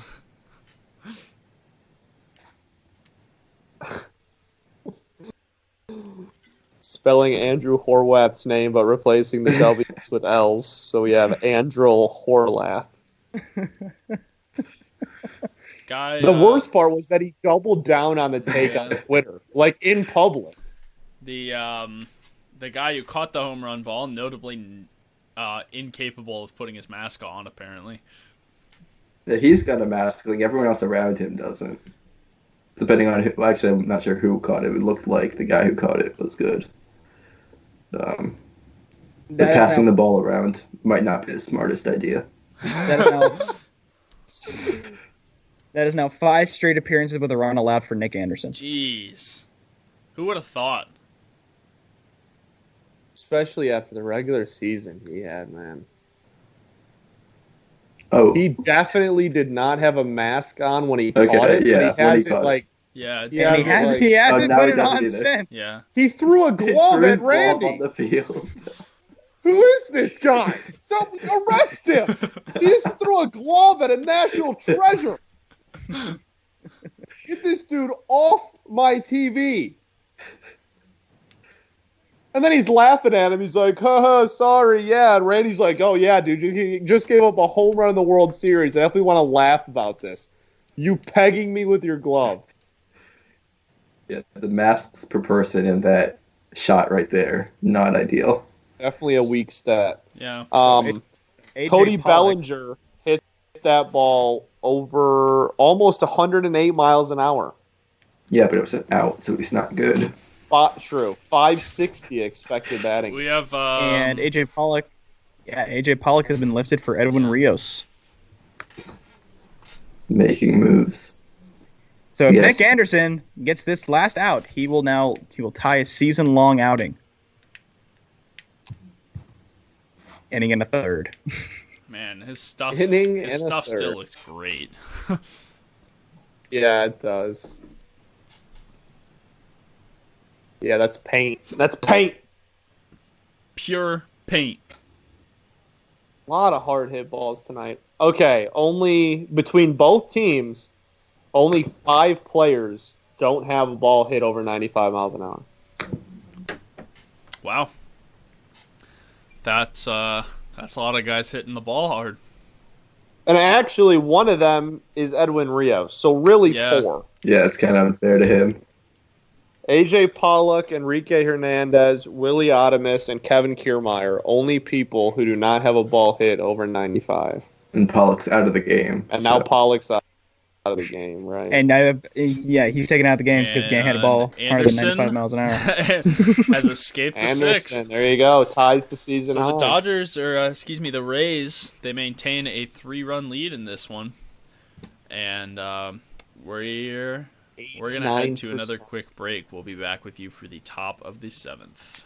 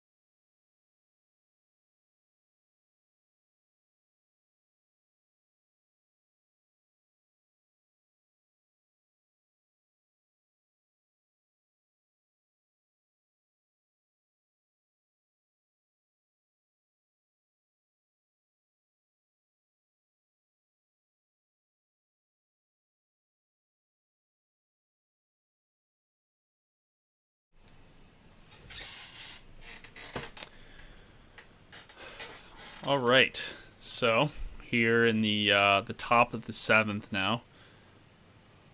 That's a good question. How are we going to do the 7 tonight? The 7 in our normal font, notoriously bad, notoriously unpopular. Notoriously horrible. I am the front runner of this campaign. It is the worst thing on the planet. Ooh. Wow. Pinch hitter Yandy Diaz with a He did over smoke shot I didn't know it was off the possible. wall.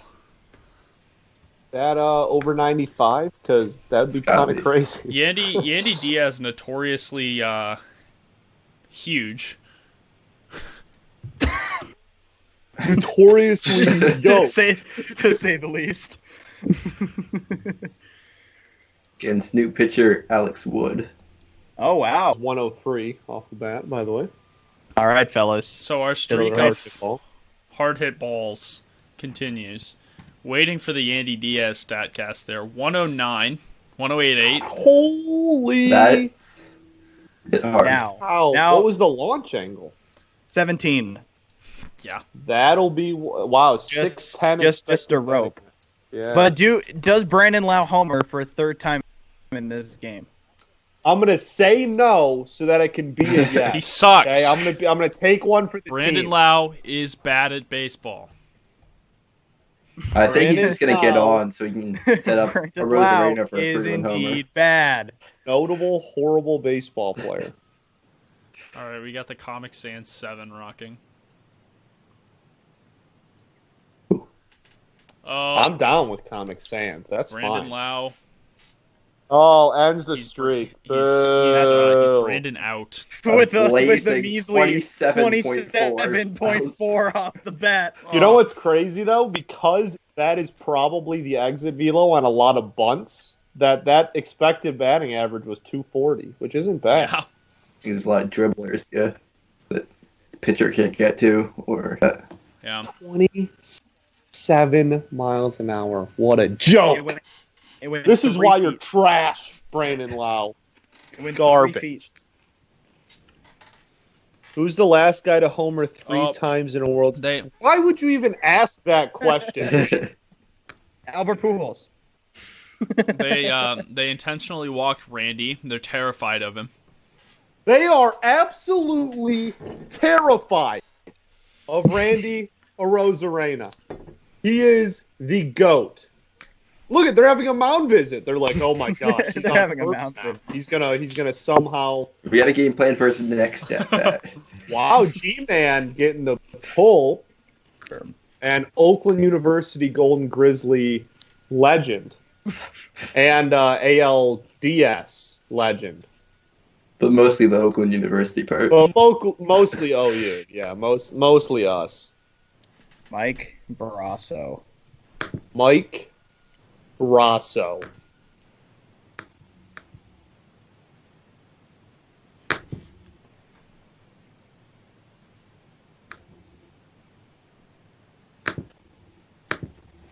I love how they're just cutting to like every single person on the Rays bench. They're like, here's this guy, here's this guy, here's Cat writing stuff. So does Kevin Cash just refuse to let G-Man Choi hit versus a lefty? Yes, it is literally literal refusal. Like, I don't think he's done it in the postseason. Let me check on the splits to see how many times he even did it in the regular season. As a lefty? Well, he did it at least one. Right.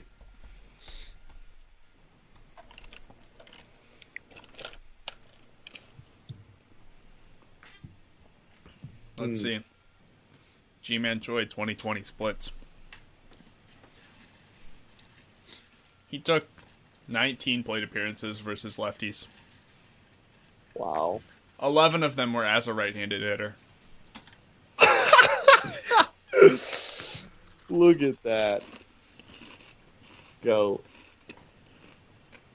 He went 2 for 10 with a walk and a home run. And 7 strikeouts. So not great. The one home run was as a right-handed bat. Why doesn't he just bat righty? Why doesn't he just bat righty? Oh no, that was in the. These are the questions. That was in the 11 plate appearances as a righty. As a lefty, He added one walk, Nice. and Woo! that was it. Nice.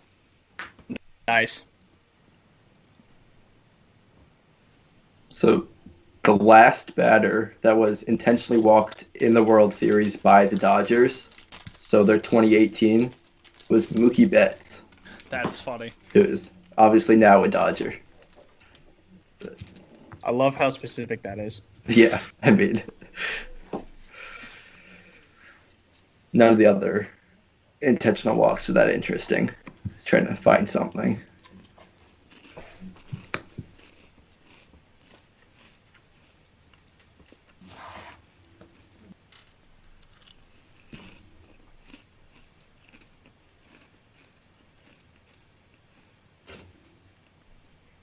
I think I saw a really dumb stat yesterday. I think it was like Cody Bellinger was the first like Dodger outfielder to homer in the first game of a World Series since Dusty Baker or something like that. It was something outlandish like that.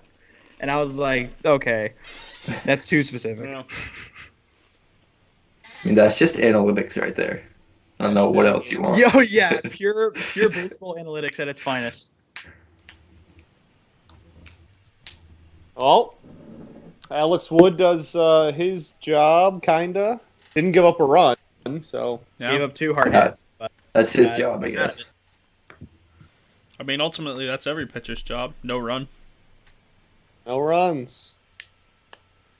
Brandon Lau had to ruin our cool little streak with a 27-mile-an-hour exit velo. Jeez. so out of the last 3 Dodgers pitchers that have been used, there have been 11 hard hits combined. Jeez. May After with the first Dustin 3 May, with 1. Dustin May with 6, Joe Kelly with 3, Alex Wood with 2. So much for an anemic Rays offense. Yeah. No I kidding. mean, if I'm the Dodgers, I don't know if I feel comfortable putting Dustin May in again for the rest of this series. Like obviously, Honestly. like he's a good pitcher, but clearly they see him okay. I wonder, assuming this lead holds, who will get the Rays? That's a Castillo? good question. Castillo, maybe. Fairbanks, maybe. Could call someone up in the middle of the game that no one's ever heard of to do it. Yeah. That will probably be. That's the most the likely correct scenario. That'd be the most Kevin Cash thing to do. Peter Fairbanks didn't pitch yesterday, right? No. Fairbanks, Since no, never he closed out Yeah, he closed out Game 7. Game 7. Yeah. Evan But wants he to did know not what I'm pitch this. eating. I have potato chips and I have mini muffins. Are they Lay's potato chips? They're Or Lay's. are they They're Lay's Ripple potato chips. Utz? Utz is the one that sponsors the ALDS or whatever it is, right? Oh man. We I are think that's true. not sponsored. Yeah. Yes. Hey, None of mini this- none muffins of- are elite though. Mini muffin, yeah. They're I haven't eaten dinner yet. I might make some nachos after this game. They are Solid they're dinner. cranberry orange mini muffins, which sounds a little bit weird. It's good. They're bomb. I don't like any muffin that isn't blueberry. Blueberry will forever and be the only elite muffin out there. Chocolate Hot- chip. Okay. Hot food opinion. This dude just said chocolate chip muffins are trash on national TV. I mean, I didn't say it specifically. I didn't say chocolate chip muffins What? are trash. Peyton says there's accusations made about me. Evan says you're not actually from Detroit. Just clowning everyone the whole time. Well, Simply it not looks like true. Peter Fairbanks will not close the game because he's in right now. There you go. He could go, 3 innings? 3 innings, yeah. 3 innings save. Do all Rays fans believe that any of their relievers can go 3 innings? Oh, Just Evan. choose. And Jock Evan's a Jock clown, Peterson is man. now in Evan's to a pinch clown. hit. I believe Kike Hernandez is now out of the game. Mike Brasso is in at first base. Staying at first. Yep. Peterson in now for Hernandez.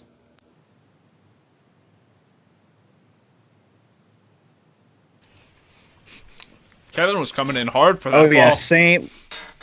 Louis's own Pete Fairbanks. St. Louis sucks. Boring city.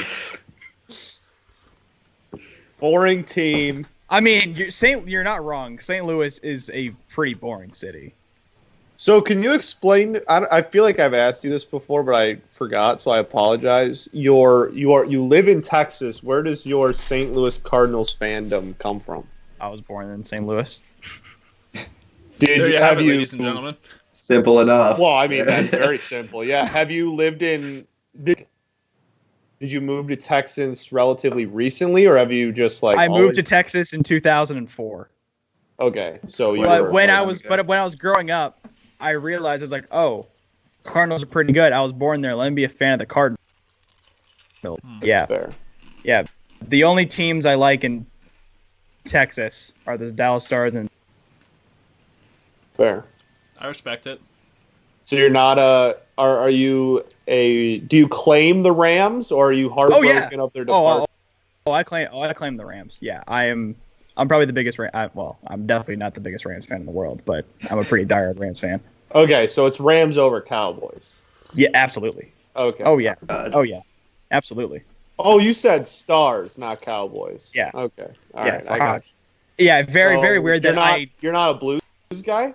No, I despise the St. Louis Blues. I despise the St. With all my heart. I despise the St. Louis I Blues. hate the Blues. Dude, this is a with all my heart. This is a St. Louis Blues hate club. I despise the Blues with every ounce of my body. Right here, Me too. They're one of my least favorite teams in sports. St. bro. Louis Blues so hate club so right here, now. I'm so happy. We officially have this from here on out. This is a St. Louis Blues slander chat. I think that's the only hockey take that Scott and I can agree on, but I'll take it. Probably. What are you, a Blackhawks? Yeah. Yeah. No, we're not going to agree on anything else. Yeah. Blackhawks. Scott, I don't know what to tell you. Rings talk, man. Rings talk. We have the second most NHL history, bro. Rings talk about the Red Wings. Jeez, that's a rough take for you. Yeah, Stars were close. You know. Yeah, that was must have been fun. Yeah. Oh yeah. It was cool. It was cool until it ended. Well, yeah. I mean, I guess, but yes, it was very it's fun. not like coming into the season, the Stars were believed to be some like cup contender team, so that's kind of cool. I knew they made the playoffs. Yeah, for sure. But no, did not think that they would come anywhere close near the Stanley Cup final. All right, easy work for Pete Fairbanks. Wow. Yeah, wow. We're out of the seventh. What was that, 6th pitch inning? Yeah. Jeez. And just like that, we're heading to the 8th. So here's a fun little tidbit. In the Dodgers sweep in the 1963 World Series, they used 4 pitch to face 163 Yankee batters. Tonight, the Dodgers have used 5 to face the first 22 Rays batters. Wow. It's a changing game. That's I mean, insane.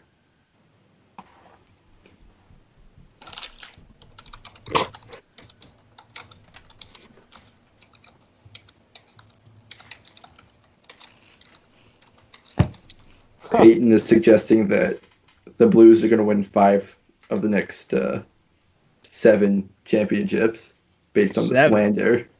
Because every time we slander someone, they do well. So, nah, the St. Louis Blues slander is warranted. Yep. Always, bro. All the Blues. I hate the Blues, bro.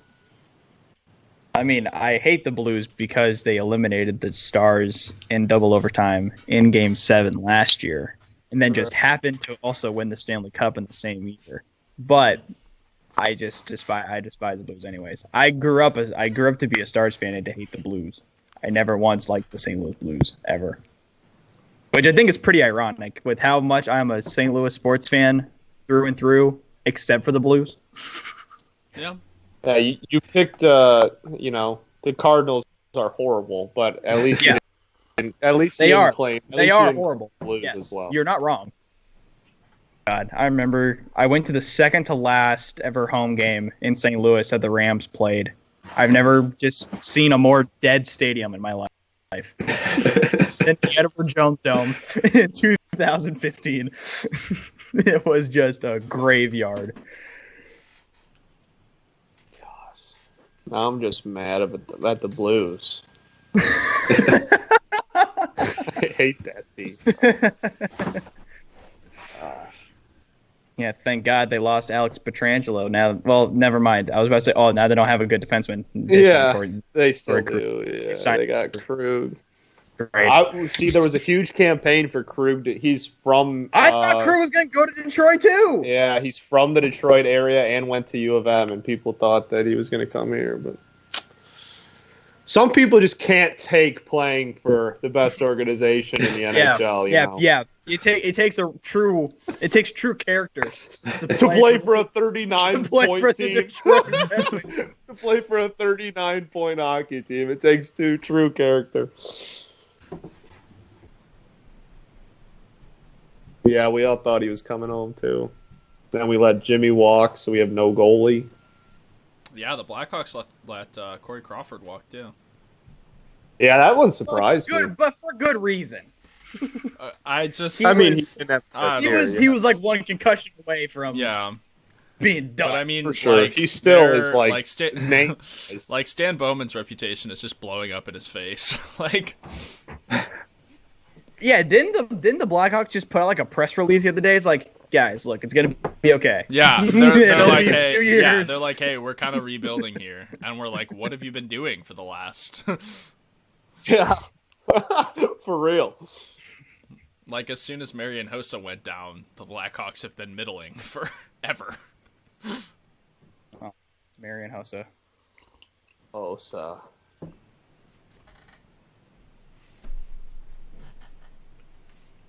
Marian Hossa went down, and Brent Seabrook just turned into, like, this awful, just terrible defenseman. That makes way too much money. Way too much money.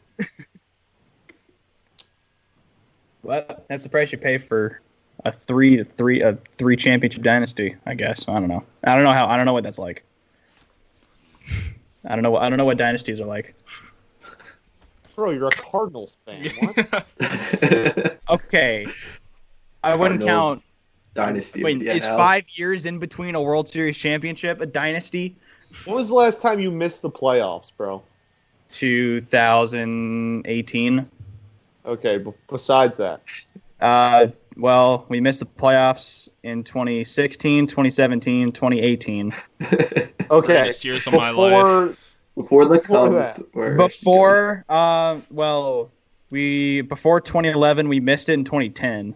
Right, made it in 2009, but lost the Dodgers. When's the last time the Cardinals... And then missed it. When's the last time you didn't go 500? When's the last time the Cardinals were bottom 2 in the NL Central? Oh, that's a good question. I don't know. Like... When's the last time you didn't win 81 games? Hold your horses. 2020? I'm looking at it. Including this year, yeah. Yeah. Over 500 though. I want to say like 07 or 08, something like that. That'd be my guess, but I'm looking. You went under 500 2 years removed of winning a World Series? Maybe. I don't know. I don't know off the top of my head. The Marlins did it 1 year removed of winning a World Series twice. Well, yeah, twice. Yeah. It's amazing to me that after the 2003 World Series, they just decided to trade everyone. All right. That's a rocket by Adames. Tigers legend. He was one of the players without a hard hit ball, right? He was. The only one left on the Rays now, I'm going to assume, is Kevin Kiermaier. And he just got a chance right here. Who definitely had 2 last night. At least 1 last night. Well, yeah, the homer, for sure. The last time the St. Louis Cardinals went under 500 was 2007. They've went 78 and 84. Finished you guys third. went what frauds? How dare you third. steal a World Series from Detroit and then go under 500 in 07? What a joke. I mean, we went 83 and 78 the year before. Yeah, I know.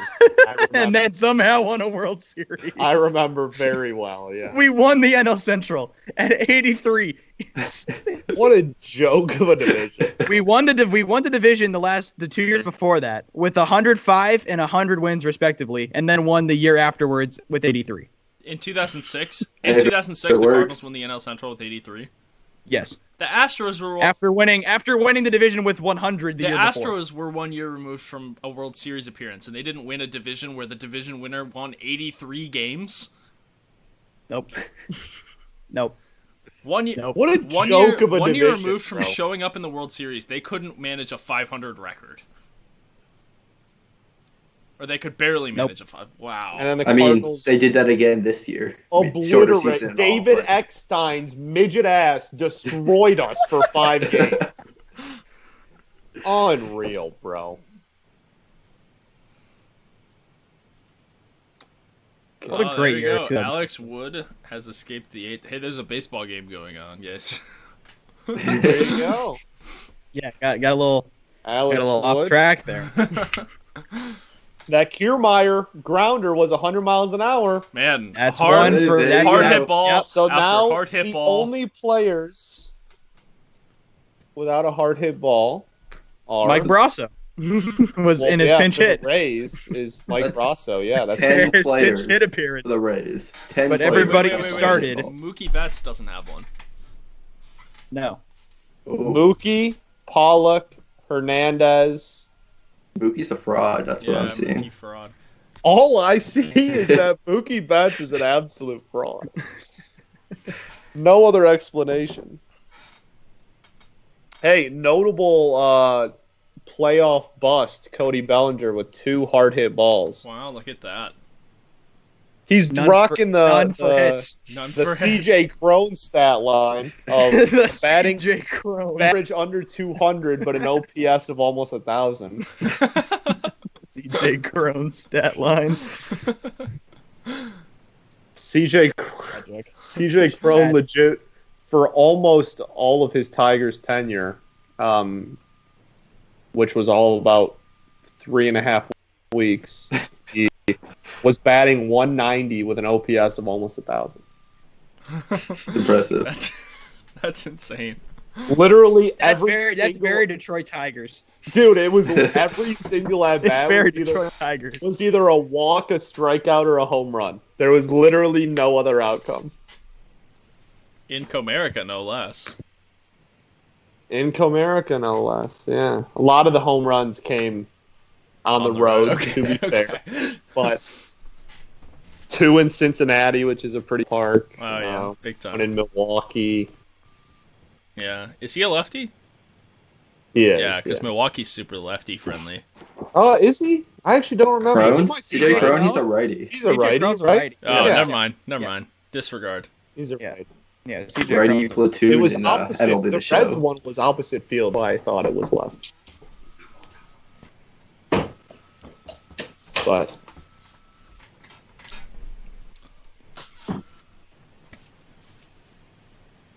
so Nick Anderson, with the run he gave up today, 5 straight appearances that he's given up at least 1 run.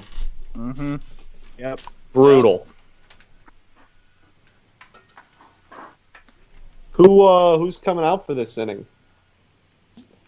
Fairbanks only threw 6 pitches. Yeah, I believe Fairbanks is gonna. So who closes then? Yeah, Telling you, 3 innings save. Castillo. I really think it's Castilla. I really do. Yeah, I believe that's Fairbanks on the mound right now. The camera angle. Well, yep, it's Fairbanks. Well, I can confirm it's not Castilla. I think it's definitely Fairbanks. Yeah, Fairbanks is on. Castilla's over there in the bullpen. The Fairbanks and Nick Anderson both stand way off to that left side of the pitcher's rubber. Fairbanks is almost off the rubber. Yeah. So is Anderson. They're like way on the edge of it. What weirdos? The Like Dodgers should make their run. I'm assuming it's a rule that you have to be touching the rubber. I think that's the point of the rubber. Yeah. 'Tis the point.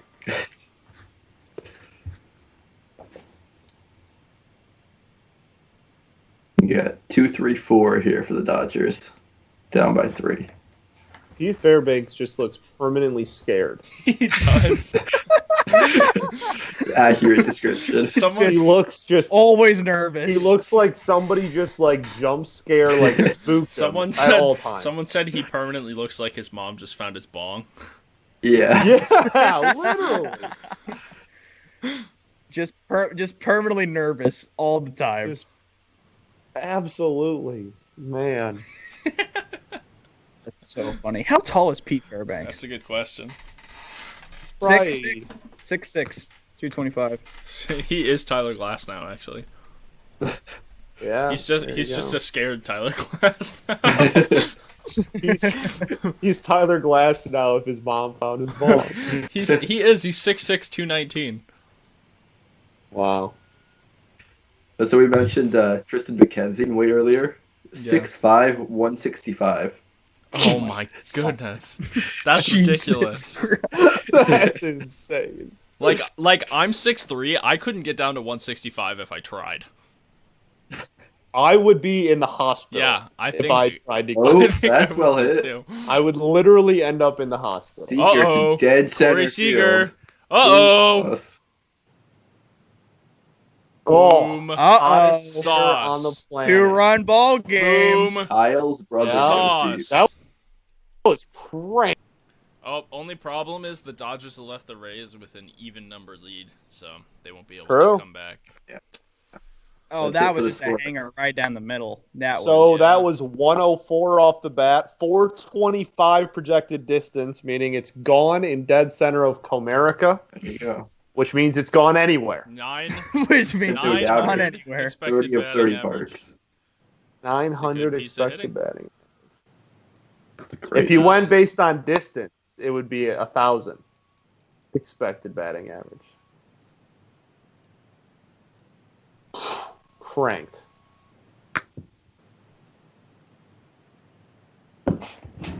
.7 win probability added there on Corey Seager's solo Woo! home run. There you go. Chipping away. Chipping away.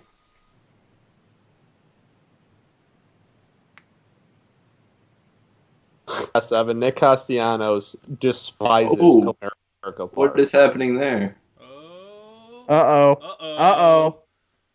Oh, no. Ouch. And Justin Oh, Turner. Rays no. defense. What are we doing? Justin Uh-oh, Turner's gonna Rays jog defense. it into second. What happened there, Rays Good defense? thing Justin Turner had no intentions of ever. He did not running to want to third go base. for triple. That is the last thing he had on his mind. He was walking into second while both outfielders were On the sitting down, ground. and no one going to get the ball. And he was like, "Nah, I'm good." No He's one at even had a chance 74 of miles catching an that ball. hour with the 210 expected Look at the batting whole average. bullpen's like, "Go 3," and he's like, "No, guys, nah, I think I'm Well, fine here." All of a sudden, the tying run has come up to the plate, and Max Muncy's up. Oh, Cody Bellinger's in the Uh-oh. whole big spot. All looming. Dangerous times here for the Tampa Bay Rays bullpen. Uh-oh. Hey, simply just be Andrew Horwath and just not be afraid of Cody Bellinger. Yeah. think- Facts. Intentional And- walk to get to Bellinger because he cannot hit in the postseason. It's Facts. In Facts. jeopardy is the Intentionally Rays' perfect walking with record. no outs. The Just Rays to were get what, to 30? Didn't they say on that Rays bullpen like little graphic they were 31-0 after leading 7 innings? Yeah. I think it might have even been 34 now, It's actually. yeah, It was something in 34-0, and they've won more. Like that streak of winning games when leading after 7 goes beyond this season. I think it goes to the middle of 2019. Yeah. Well, they're going to be put to the test here. Another 10.7 WPA for Turner right there. Yeah, Let's Turner. go. Turner's double worth more than Seager's homer. Yeah. And the Dodgers win probability 26.3. 2 batters. It went from single digits to over a quarter. Yep. On a 74.7 mile an hour double. It's just how it works. Yeah, That's baseball, folks. some good old baseball. .210 expected batting average for the Turner double. Man. Future national Justin Turner. That's... Okay. I mean, you can. He's like 36. You're not as him. bad as the Angels fans. The Angels, every single player that's a free agent this year is a future Angel. So, future Angel. Justin, I've got my little wish list. I'll be putting on Twitter soon enough. Don't worry. Fair. Dude, Fairbanks, legit just spooked. Yeah.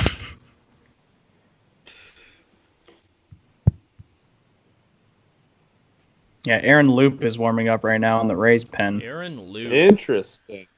I really think they're committed for Castilla getting the 9th. Yeah. Maybe that second inning of work for Fairbanks here wasn't the best idea. Maybe. I mean, when he only had 6 pitches, I feel like it was a hindsight 2020.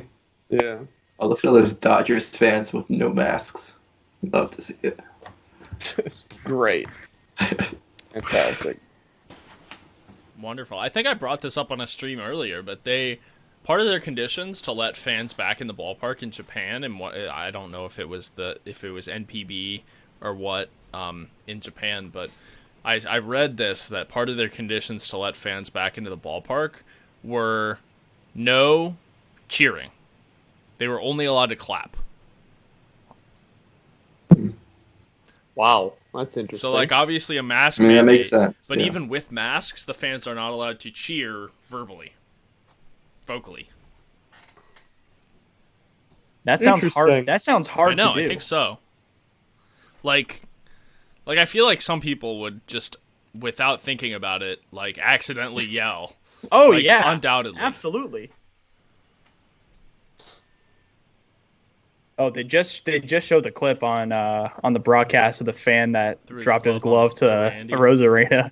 And he threw it back. I didn't see that live. Yeah. The YouTube chat is asking, who hates the Blues?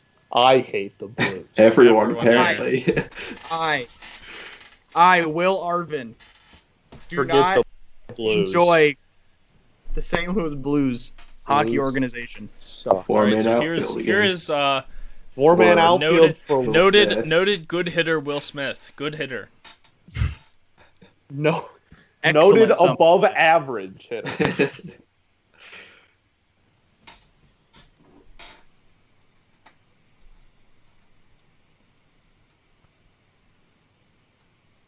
See. God, Pete Fairbanks looks worried. All right, well that's just his resting face. That's just Pete Fairbanks. I never even noticed it until now. This is hilarious. I love it. Now, I think just the qualifications you have to be a member of the Rays bullpen is just be like 6'4" and throw 98 miles an hour and you have a spot. Yeah. Pretty much. A little funky delivery, maybe. Yeah, yeah, just a little motion deception. Yeah, I don't know if you guys saw the article. I think it was Mike Petriello wrote it. But the Rays have so many different arm slots on their pitching staff. Oh, yeah. It's a crazy graphic. It had, like, the release point for each person. You have to throw from somewhere that they don't already have someone throwing. God, his look he just gives back to second base, dude. Rays, I can't not notice it now. Oh my God. You're so right. He's like, I can't not glance at second and back. You're so right. The dude's ridiculous. The Rays signs are so the Rays are gonna sign Lucas Giolito not because he's good, but because he has a unique arm slot. Facts. Yeah, he just has the tallest arm slot in the league. We going to commercial break because of a mound visit? Oh, no. Since what? When?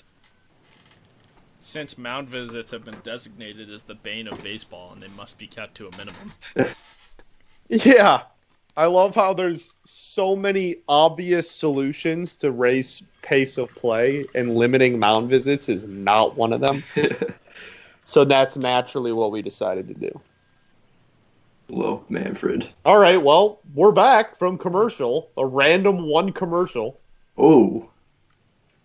Nice play by, I don't even know who's playing third Joey base right Wendell. now. Joey Wendell. He's a Wendell. That was scorched Great right at defensive him. clinic at third base. He's good. Yeah, good defensive Hey, position. on a defensive clinic all postseason at third. That's what I'm saying, man. Good piece of baseballing. Dude's been Good. flashing I Good the didn't know baseball. how hard that ball was hit. Come on, Savant. Caught it with his eyes closed, which, yeah. because he's the man. I would. I would not want to see that actively hitting me in Yeah. the face. Just natural instinct, you know, when it's in your face like that.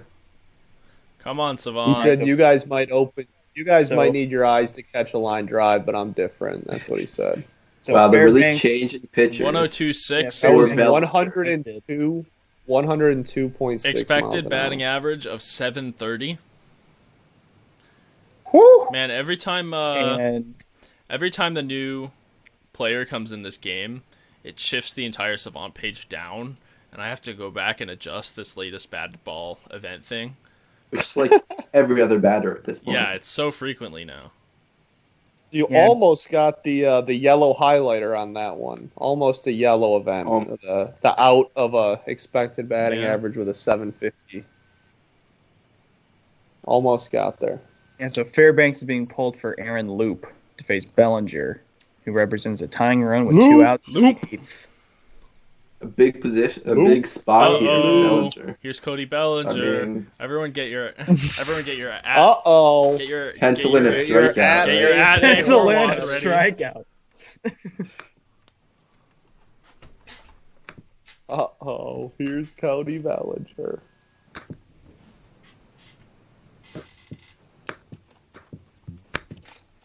Just notoriously unimportant baseball player in the playoffs, Cody Bellinger. I just He love how just has no spot on the roster. I just love how the second he did something well, everybody just added him. Yeah.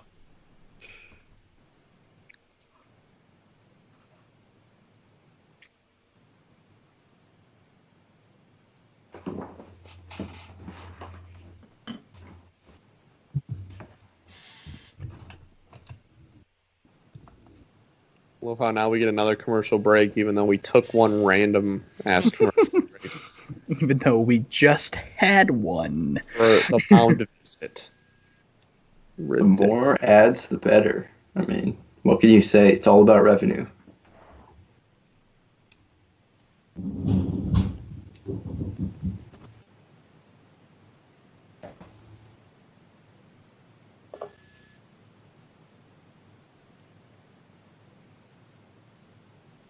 Oh gosh. Presidential debate ads. Oh boy. I saw some of those. They are hyping it up like the biggest sporting event of the year. Like, that's legitimately what the ads look like. Oh yeah, Yeah. they do. They have like them Yeah, they slow-mo look walking like- up it to looks the like- podium with hype music in the background. Yeah, they look like boxing fight, just like match. Yeah. The red, white, and blue. Yeah. All right, here comes Loop. Here's deceptive arm angle lefty Aaron Loop. Yes, very. Because you need one of these out of the bullpen if you want to be the Tampa Bay Ray. The slider from him is unbelievable. I think they might label it as a cutter, but it's pretty insane. Umpire? Ooh. That looked like a strike there, Ooh. buddy. There's this area called the strike zone, and that was in it. Hey, Bell. all I'm saying, this ump seems to be pinching the Rays a lot more than the Dodgers. Yeah. All I'm saying. I have to check that We'll have to umpire, wait for the umpire report card after the yup. game. Yup. I'm just saying. And If you look in his back pocket, you might see a loose Benjamin. That's all I'm saying. Loose Benjamin. All I'm saying. A check Oh, hand signed by Dave Roberts himself.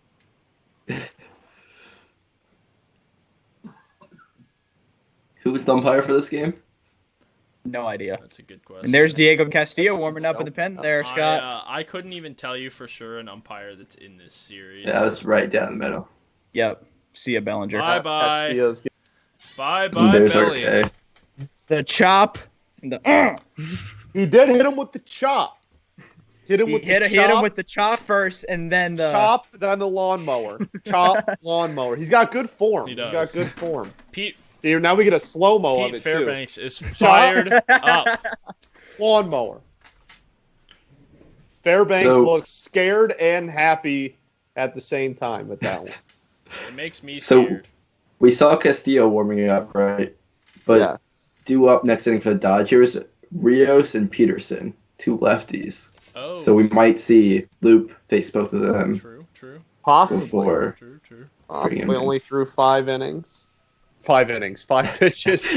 He only threw 5 innings of relief work. So, fun fact, Will Smith's line out to third base in this inning was hit harder than his home run. Wow. Launch angle. At the launch angle. And all the people, does launch angle really matter? Yeah. Yes. Ask, just a number, but the ball is ask Eric Hosmer if launch angle really matters. I'm good on that conversation. I think he is too. I think he's going to take his $140 million and be on his merry way. On his way, yeah. And I'm going to be glad. Oh, the Dodgers going with Jake McGee. McGee, there he is. Your guy. For the first time this series, their best reliever is now down coming by 2. Down 2 in the 9th. Is he really their best reliever? Oh, yeah. Oh, yeah. Convinced me. He is in. I mean, he is in the first percentile for exit velocity allowed. Yeah. That's like bad. That's hey,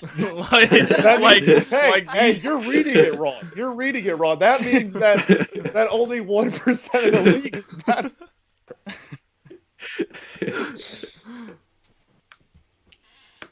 Oh, wow. Jake McGee, drafted in 2004 by the Tampa Bay Devil Rays. Yeah, he was a Ray for a minute. Mm-hmm. And then went to the bullpen of Colorado, where all bullpen arms go to die. Yeah. Call Wade Davis for confirmation on that one. His xERA was in the 97th percentile, even though his exit velocity was in the first. So we'll see. In that case, it means only 3% are better. You guys just don't get it. You guys just don't know. You wouldn't understand. It takes. You wouldn't understand. It takes a long time to be able to comprehend things like these. Yeah. So did mathematician. I went to school for this.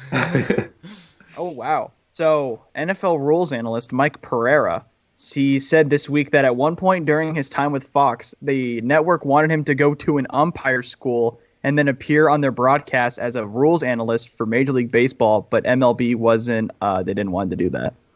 Interesting. Probably smart, because every single dude that comes in as a rules specialist or analyst or whatever for the NFL just ends up looking really dumb. So, same with the NBA. I think the NBA rules analysts are worse than the NFL ones. The NBA ones are just like no. The NBA ones are the worst. They literally just agree with whatever the call is. Mm-hmm. Looking at you, Steve Javy. Literally, he is by far the worst. Here's noted ripped human being Yandy Diaz. Is that a mohawk on Jake McGee? Yeah, I don't know what Jake McGee's style is these days, but it's not good. I think he's losing it. Well, I tell you what he's not losing this ball game.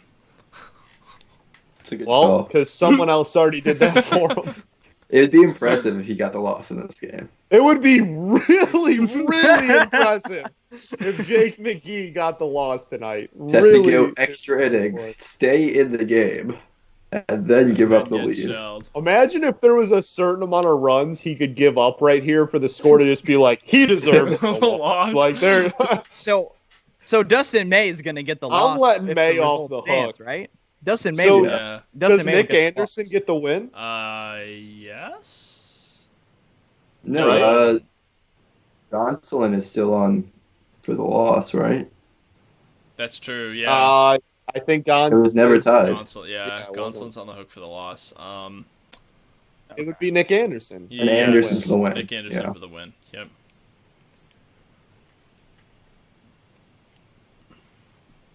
Play Fairbanks. Snell. How many, One out away coveted- from getting- How many wins does Nick Anderson have in his career? Probably not many.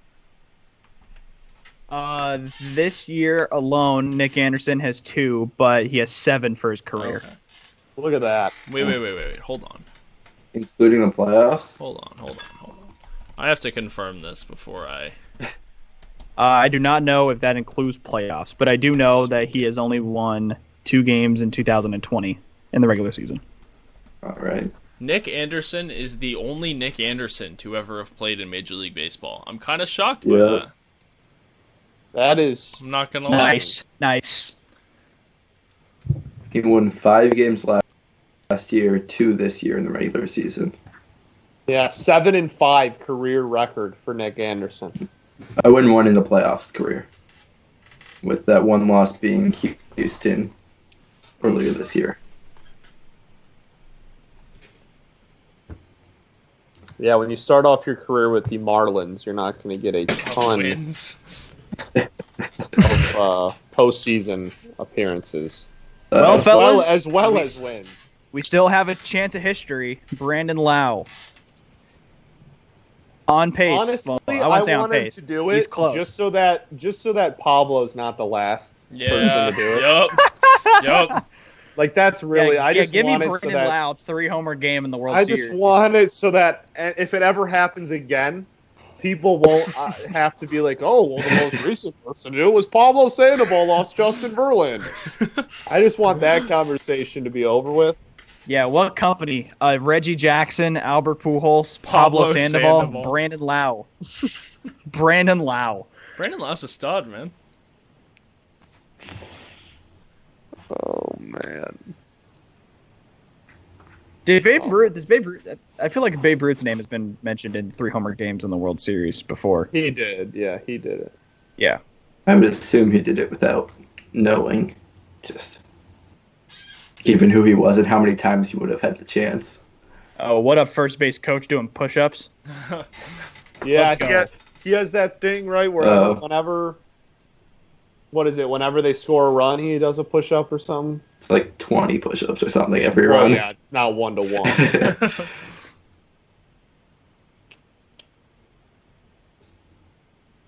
Players just walking over him. Yeah. No But, like, respect. get the hell out of the way, bro. Corey Seager, who is not a Texas Ranger, now holds the record for the most home runs hit at Globe Life Field combined in the regular season and the postseason. There you go. I love it. Well, no I wish- history tonight. Unless we go to extra innings somehow. And Brandon Lau gets another at-bat. Or the GOAT Randy Getting checked into the Arozarena loss. homers to break the record for most home runs by a rookie in a postseason right here, right now. The Reyes could bet around here. Which rookie has the record? Well, I think he's tied for it right now. Yeah. Well, who is he tied with? That's a good question. I don't remember.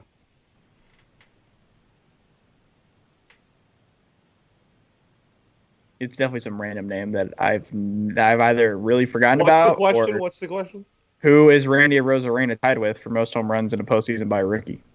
It was Longo. Now he's not tied. It was Evan Longoria, and then the 7th one broke the tie. He now stands alone. He was tied with Longoria with 6. Oh, okay. Oh, does he Okay. really? I thought Okay. I thought he was tied currently. No, I think he's tied for most home runs in a postseason in general. Maybe because I think Nelson 'cause does Nelson Murphy- Cruz. Murphy Does Nelson alone Cruz- hit Daniel like Murphy, 7 straight, yeah. right? Oh yeah, and like Nelson Cruz had that insane 2011 postseason where I think he had like 8 home runs or something. Again, why are we bringing it up? Walk-off grand slam against the Tigers to eliminate Well, them. I mean, he Beautiful. also played the Rays and the Cardinals in that series. Irrelevant. His career OPS against the Tigers is like 2,000, bro. I mean, that's not my fault. Maybe You know your what? It is your fault, Will. Maybe your pitcher should pitch better against Nelson Cruz. That'd just be my opinion. Maybe Ryan Perry shouldn't be the worst reliever in the history Ryan of baseball. Perry. First round pick Ryan Perry played Oh, in the fair major ball. season. Not a chance. Ryan. Randy, Does the GOAT. Speed kills. speed kills? 5-tool Randy. player, Arozarena right there. 9-tool player Randy Arozarena. He's got it all. He can do it all, folks. Look at that. So- Look at that incredible awareness of where the foul line is, so he knew he was hitting that ball fair. Exactly. It goes to his X grit rating. Yeah. That's what it really is. That's baseball IQ. Oh wow. So Great. piece that of was hitting. Arozarena's 22nd hit this postseason, tied for most by rookie in a postseason with Derek Jeter in Yeah. 1996. Wow. Who's that? Some loser. Oh, wow. Randy Arozarena expected batting average of 080. Yeah, only he makes that play. No one else in the league is getting a I hit. need to redo StatCast just for a new formula for his expected batting average because he's Randy different. Cast. He's different. Randy Cast. Give it to Exactly. us now. Oh, There's pitch hitter Brett every- Phillips. Brett Brett Phillips, World Series Phillips debut. sighting. Brett Phillips. Ooh. Brett This is a good Phillips game. sighting Brett in the World Phillips Series. That's a defensive replacement if I've ever seen one. A defensive replacement for Arozarena. Yep. It's just an You're F. listening to yourself. Yes. Yeah. Randy is his own defensive replacement. He's gonna go back out there He's gonna go back out. for bottom of 9. Clayton Kershaw coming out of the bullpen type. No. Kershaw. He's Kershaw's standing out there on the mound. Man, thank God I've got myself coming in later in this game. Thank goodness I'm coming in on full Randy's rest. thinking the same thing. He's like, man, I'm so good. Legitimately, though, like speaking 100% sincerely, Brett Phillips is probably the best defensive outfielder on the Rays right now. Margot, you think? Kiermaier, Kiermaier? Oh, Kiermaier, yeah. Also. known Gold Glove winner Kevin Kiermaier. Hunter Brett Renfroe? Phillips has hardly had the reps out in the outfield. For sure. But Kiermaier, I feel like, is consistently. I don't know his DRS numbers well enough, but I feel like he's consistently at the top when it comes to defense pretty much every year. Let's see. Let me find it. Got out of the inning, bottom of 9, baby. Here we go, 7-8-9 for the Dodgers. Yeah, definitely not ideal, but they're 7-8-9. And 2 of them didn't even start. Brett Phillips in 862 defensive innings in the outfield in his career has a UZR 150 of 27.0. Wow. Yeah, so the most home runs all time in a postseason: Barry Bonds, Nelson Cruz, and Carlos Beltran, all with 8. And Arozarena is tied for second most all time with Jose Altuve, Ugh. B.J. Upton, Troy Gloss, Daniel Troy- Murphy, and Jason Ward. Troy Hold Glaus. on. Troy DJ Upton Glaus. Yeah, had 2008. 7, 7 home runs in 2008. and Longo had 6? Yep. That team was banging. Yeah. Yep. Yeah, shout out Troy. Yeah, shout out Troy Gloss. Shout out Two- Melvin and DJ Upton.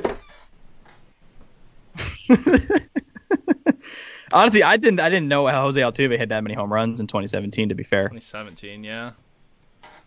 yeah, Altuve had 7 in 2017. Springer had 6 in 2017. Evan, Randy would have 15 if he knew what pitch was coming. That's all I'm gonna say. And honestly, I think what's more impressive is that Carlos Beltran had runs in the 04 postseason and only 56 at bats.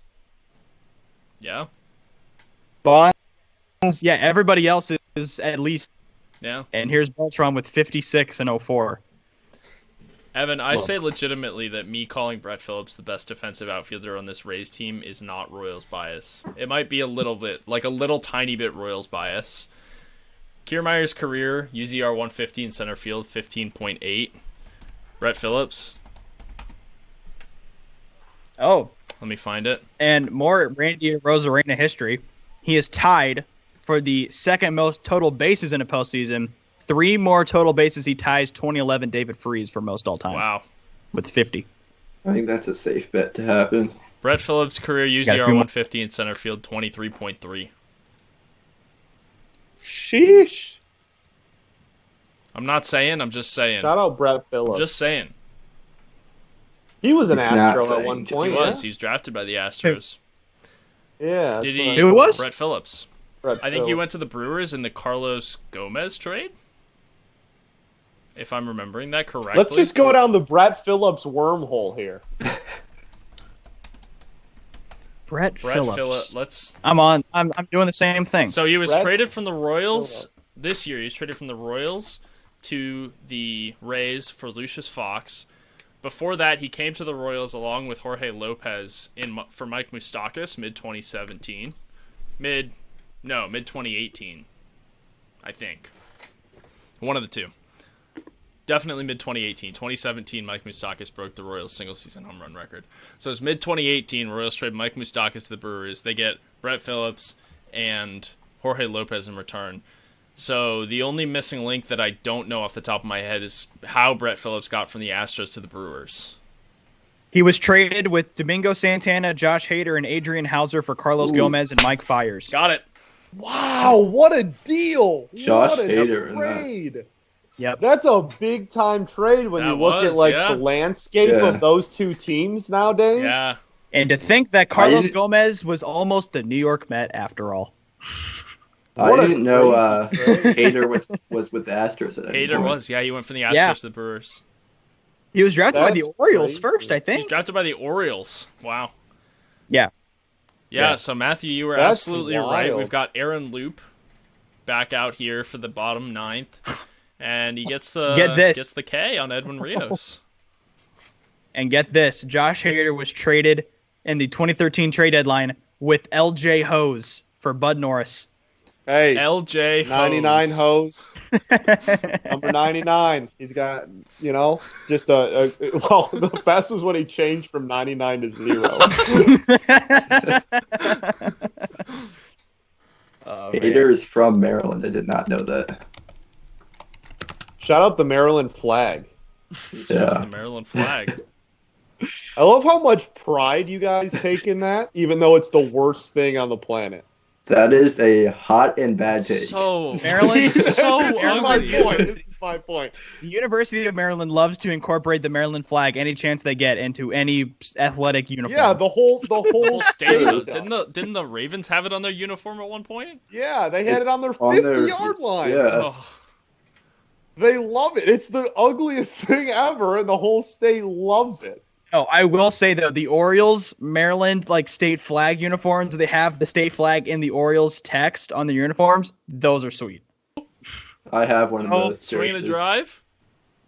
Caught by Brett. Swinging a Caught by drive. Brett Phillips, the greatest defensive outfielder of all time. Wow, we went That was- from best on the Rays to best ever in about 15 minutes. And whoever mentioned the Five-star loop goes catch. 2 batters There and we bring in go. Castillo. That's what Yeah, we're about to get. well, and that The was ultimate Rays. that was him hitting his Rays 3-batter move. minimum. Yeah. All three Yeah. batters were lefties too, and he got them all out. This is The the ideal ultimate, usage. the ultimate Rays Is that the move here. Latogi lefty 3-out guy? There you go. Yes.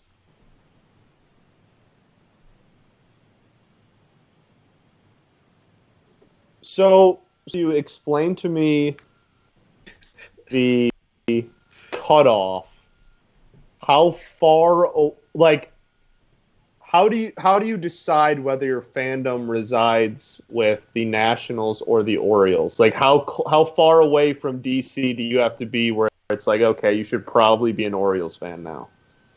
Well, it's also an interesting question because of when the Nationals got here. Sure, that's also very fair. So, I mean, personally, that was before I started following baseball because age. But I mean, I'm much closer to the Nats. Just grew up a Nats fan, so that's what it is. But I do have, a bunch of friends from around here, state Orioles. Sure. I don't really know what the specific point is or whatever to decide. Yeah, but, it would be vague for sure. No, I always just find that kind of stuff fascinating about how people choose their teams That's why I ask Will all the time too. That's fascinating. Yeah, people think I'm just like all over the country, and I guess it is Will true. all the time because I guess just it is true. Why would you ever want to be a Cardinals fan? Like that's mostly why I just ask Will all the time. I ask myself that all the time too. It's just the worst. Why did I choose to be a Cardinals fan? Exactly. Yeah. It's just the worst, bro. Wait, so Matthew, are you a Ravens fan or are you a Washington football team fan? I am, unfortunately, a Washington football team fan. Oh, man. Yeah. Brutal. You know what? At least you got your Nats World Series. Yeah. The Wizards aren't going to do anything anytime soon. Yeah. Are you all Washington? Yeah. So Caps. I mean, baseball is definitely the sport I follow closest, then football, and the rest is sort of like, I'll root for them, but I'm not going to go all out or anything. No, that's fair. That's fair. I bandwagoned pretty hard for the Caps during their Stanley Cup run, though. Yeah. Love that. Ovi. But Love it. Great one. I could name about usually one how it player. is. Usually how it is. People don't follow hockey that much, and then once the local team starts doing well, everybody just gets behind the hockey team. Chicago. I've never seen so many people. 100% Chicago. 1,000%. No, I live in Texas. You know how many people in Texas I've never seen watch a hockey game in their lives, and they're all here like, "Oh my God, go Stars!" I'm like, dude, what? When you start watching hockey? And hockey in Texas is kind of, not the great climate for it. Hey, we hosted an outdoor hockey game this year, buddy. He said, buddy. Buddy, right. Listen up, bud. He got super offended. Texas is capable of hosting an outdoor hockey game. Evan has a good point. The 3-batter minimum technically doesn't matter because the inning ended. No. During his... Nope. If he came back out, the the 3-batter minimum still applies. Yeah. Really? Yeah. If you face one batter to finish the inning and you come back out, you still have to face two more. That's stupid. Whatever. Manfred's not involved. Manfred. Did you see that Manfred apparently is in favor of expanded playoffs? I don't even want to talk about it, bro. You're going to get me all riled up. Name a better duo, Manfred and hating baseball. There's none. There is none. Well, Castillo's apparently trying to make quick work of Chris Taylor. He's already got him to 0-2. Yeah, that 2-seam he's got is something else, man. There you go, 3-pitch save. And 3-pitch save. Love to see it. Up. Down he goes on the check swing. The old immaculate, the old kind of immaculate win. save. Did the Rays win the game in the 08? Did the Rays win a game in 08? Got a series in the World Series. I don't remember. Did the Rays get swept or did they lose in 5? I think they lost in 5. I'm pretty sure the Tigers are the only sweep of the 21st century in the World Series. I'm reasonably sure that's true. That the we've had so many recent World Rays Series Rays got a game. I was gonna be like, oh, is this their first ever World Series win in franchise history? No, this is number 2. So many World Series recently have gone 7 though. Yeah, I mean, just the sheer stat of. I realized that 3 of the last 4 went to 7. I didn't even realize that. Yeah, wow. I mean, you got the other one was the Dodgers. 2014, 2016, 2017, 2019. Wow. Yeah.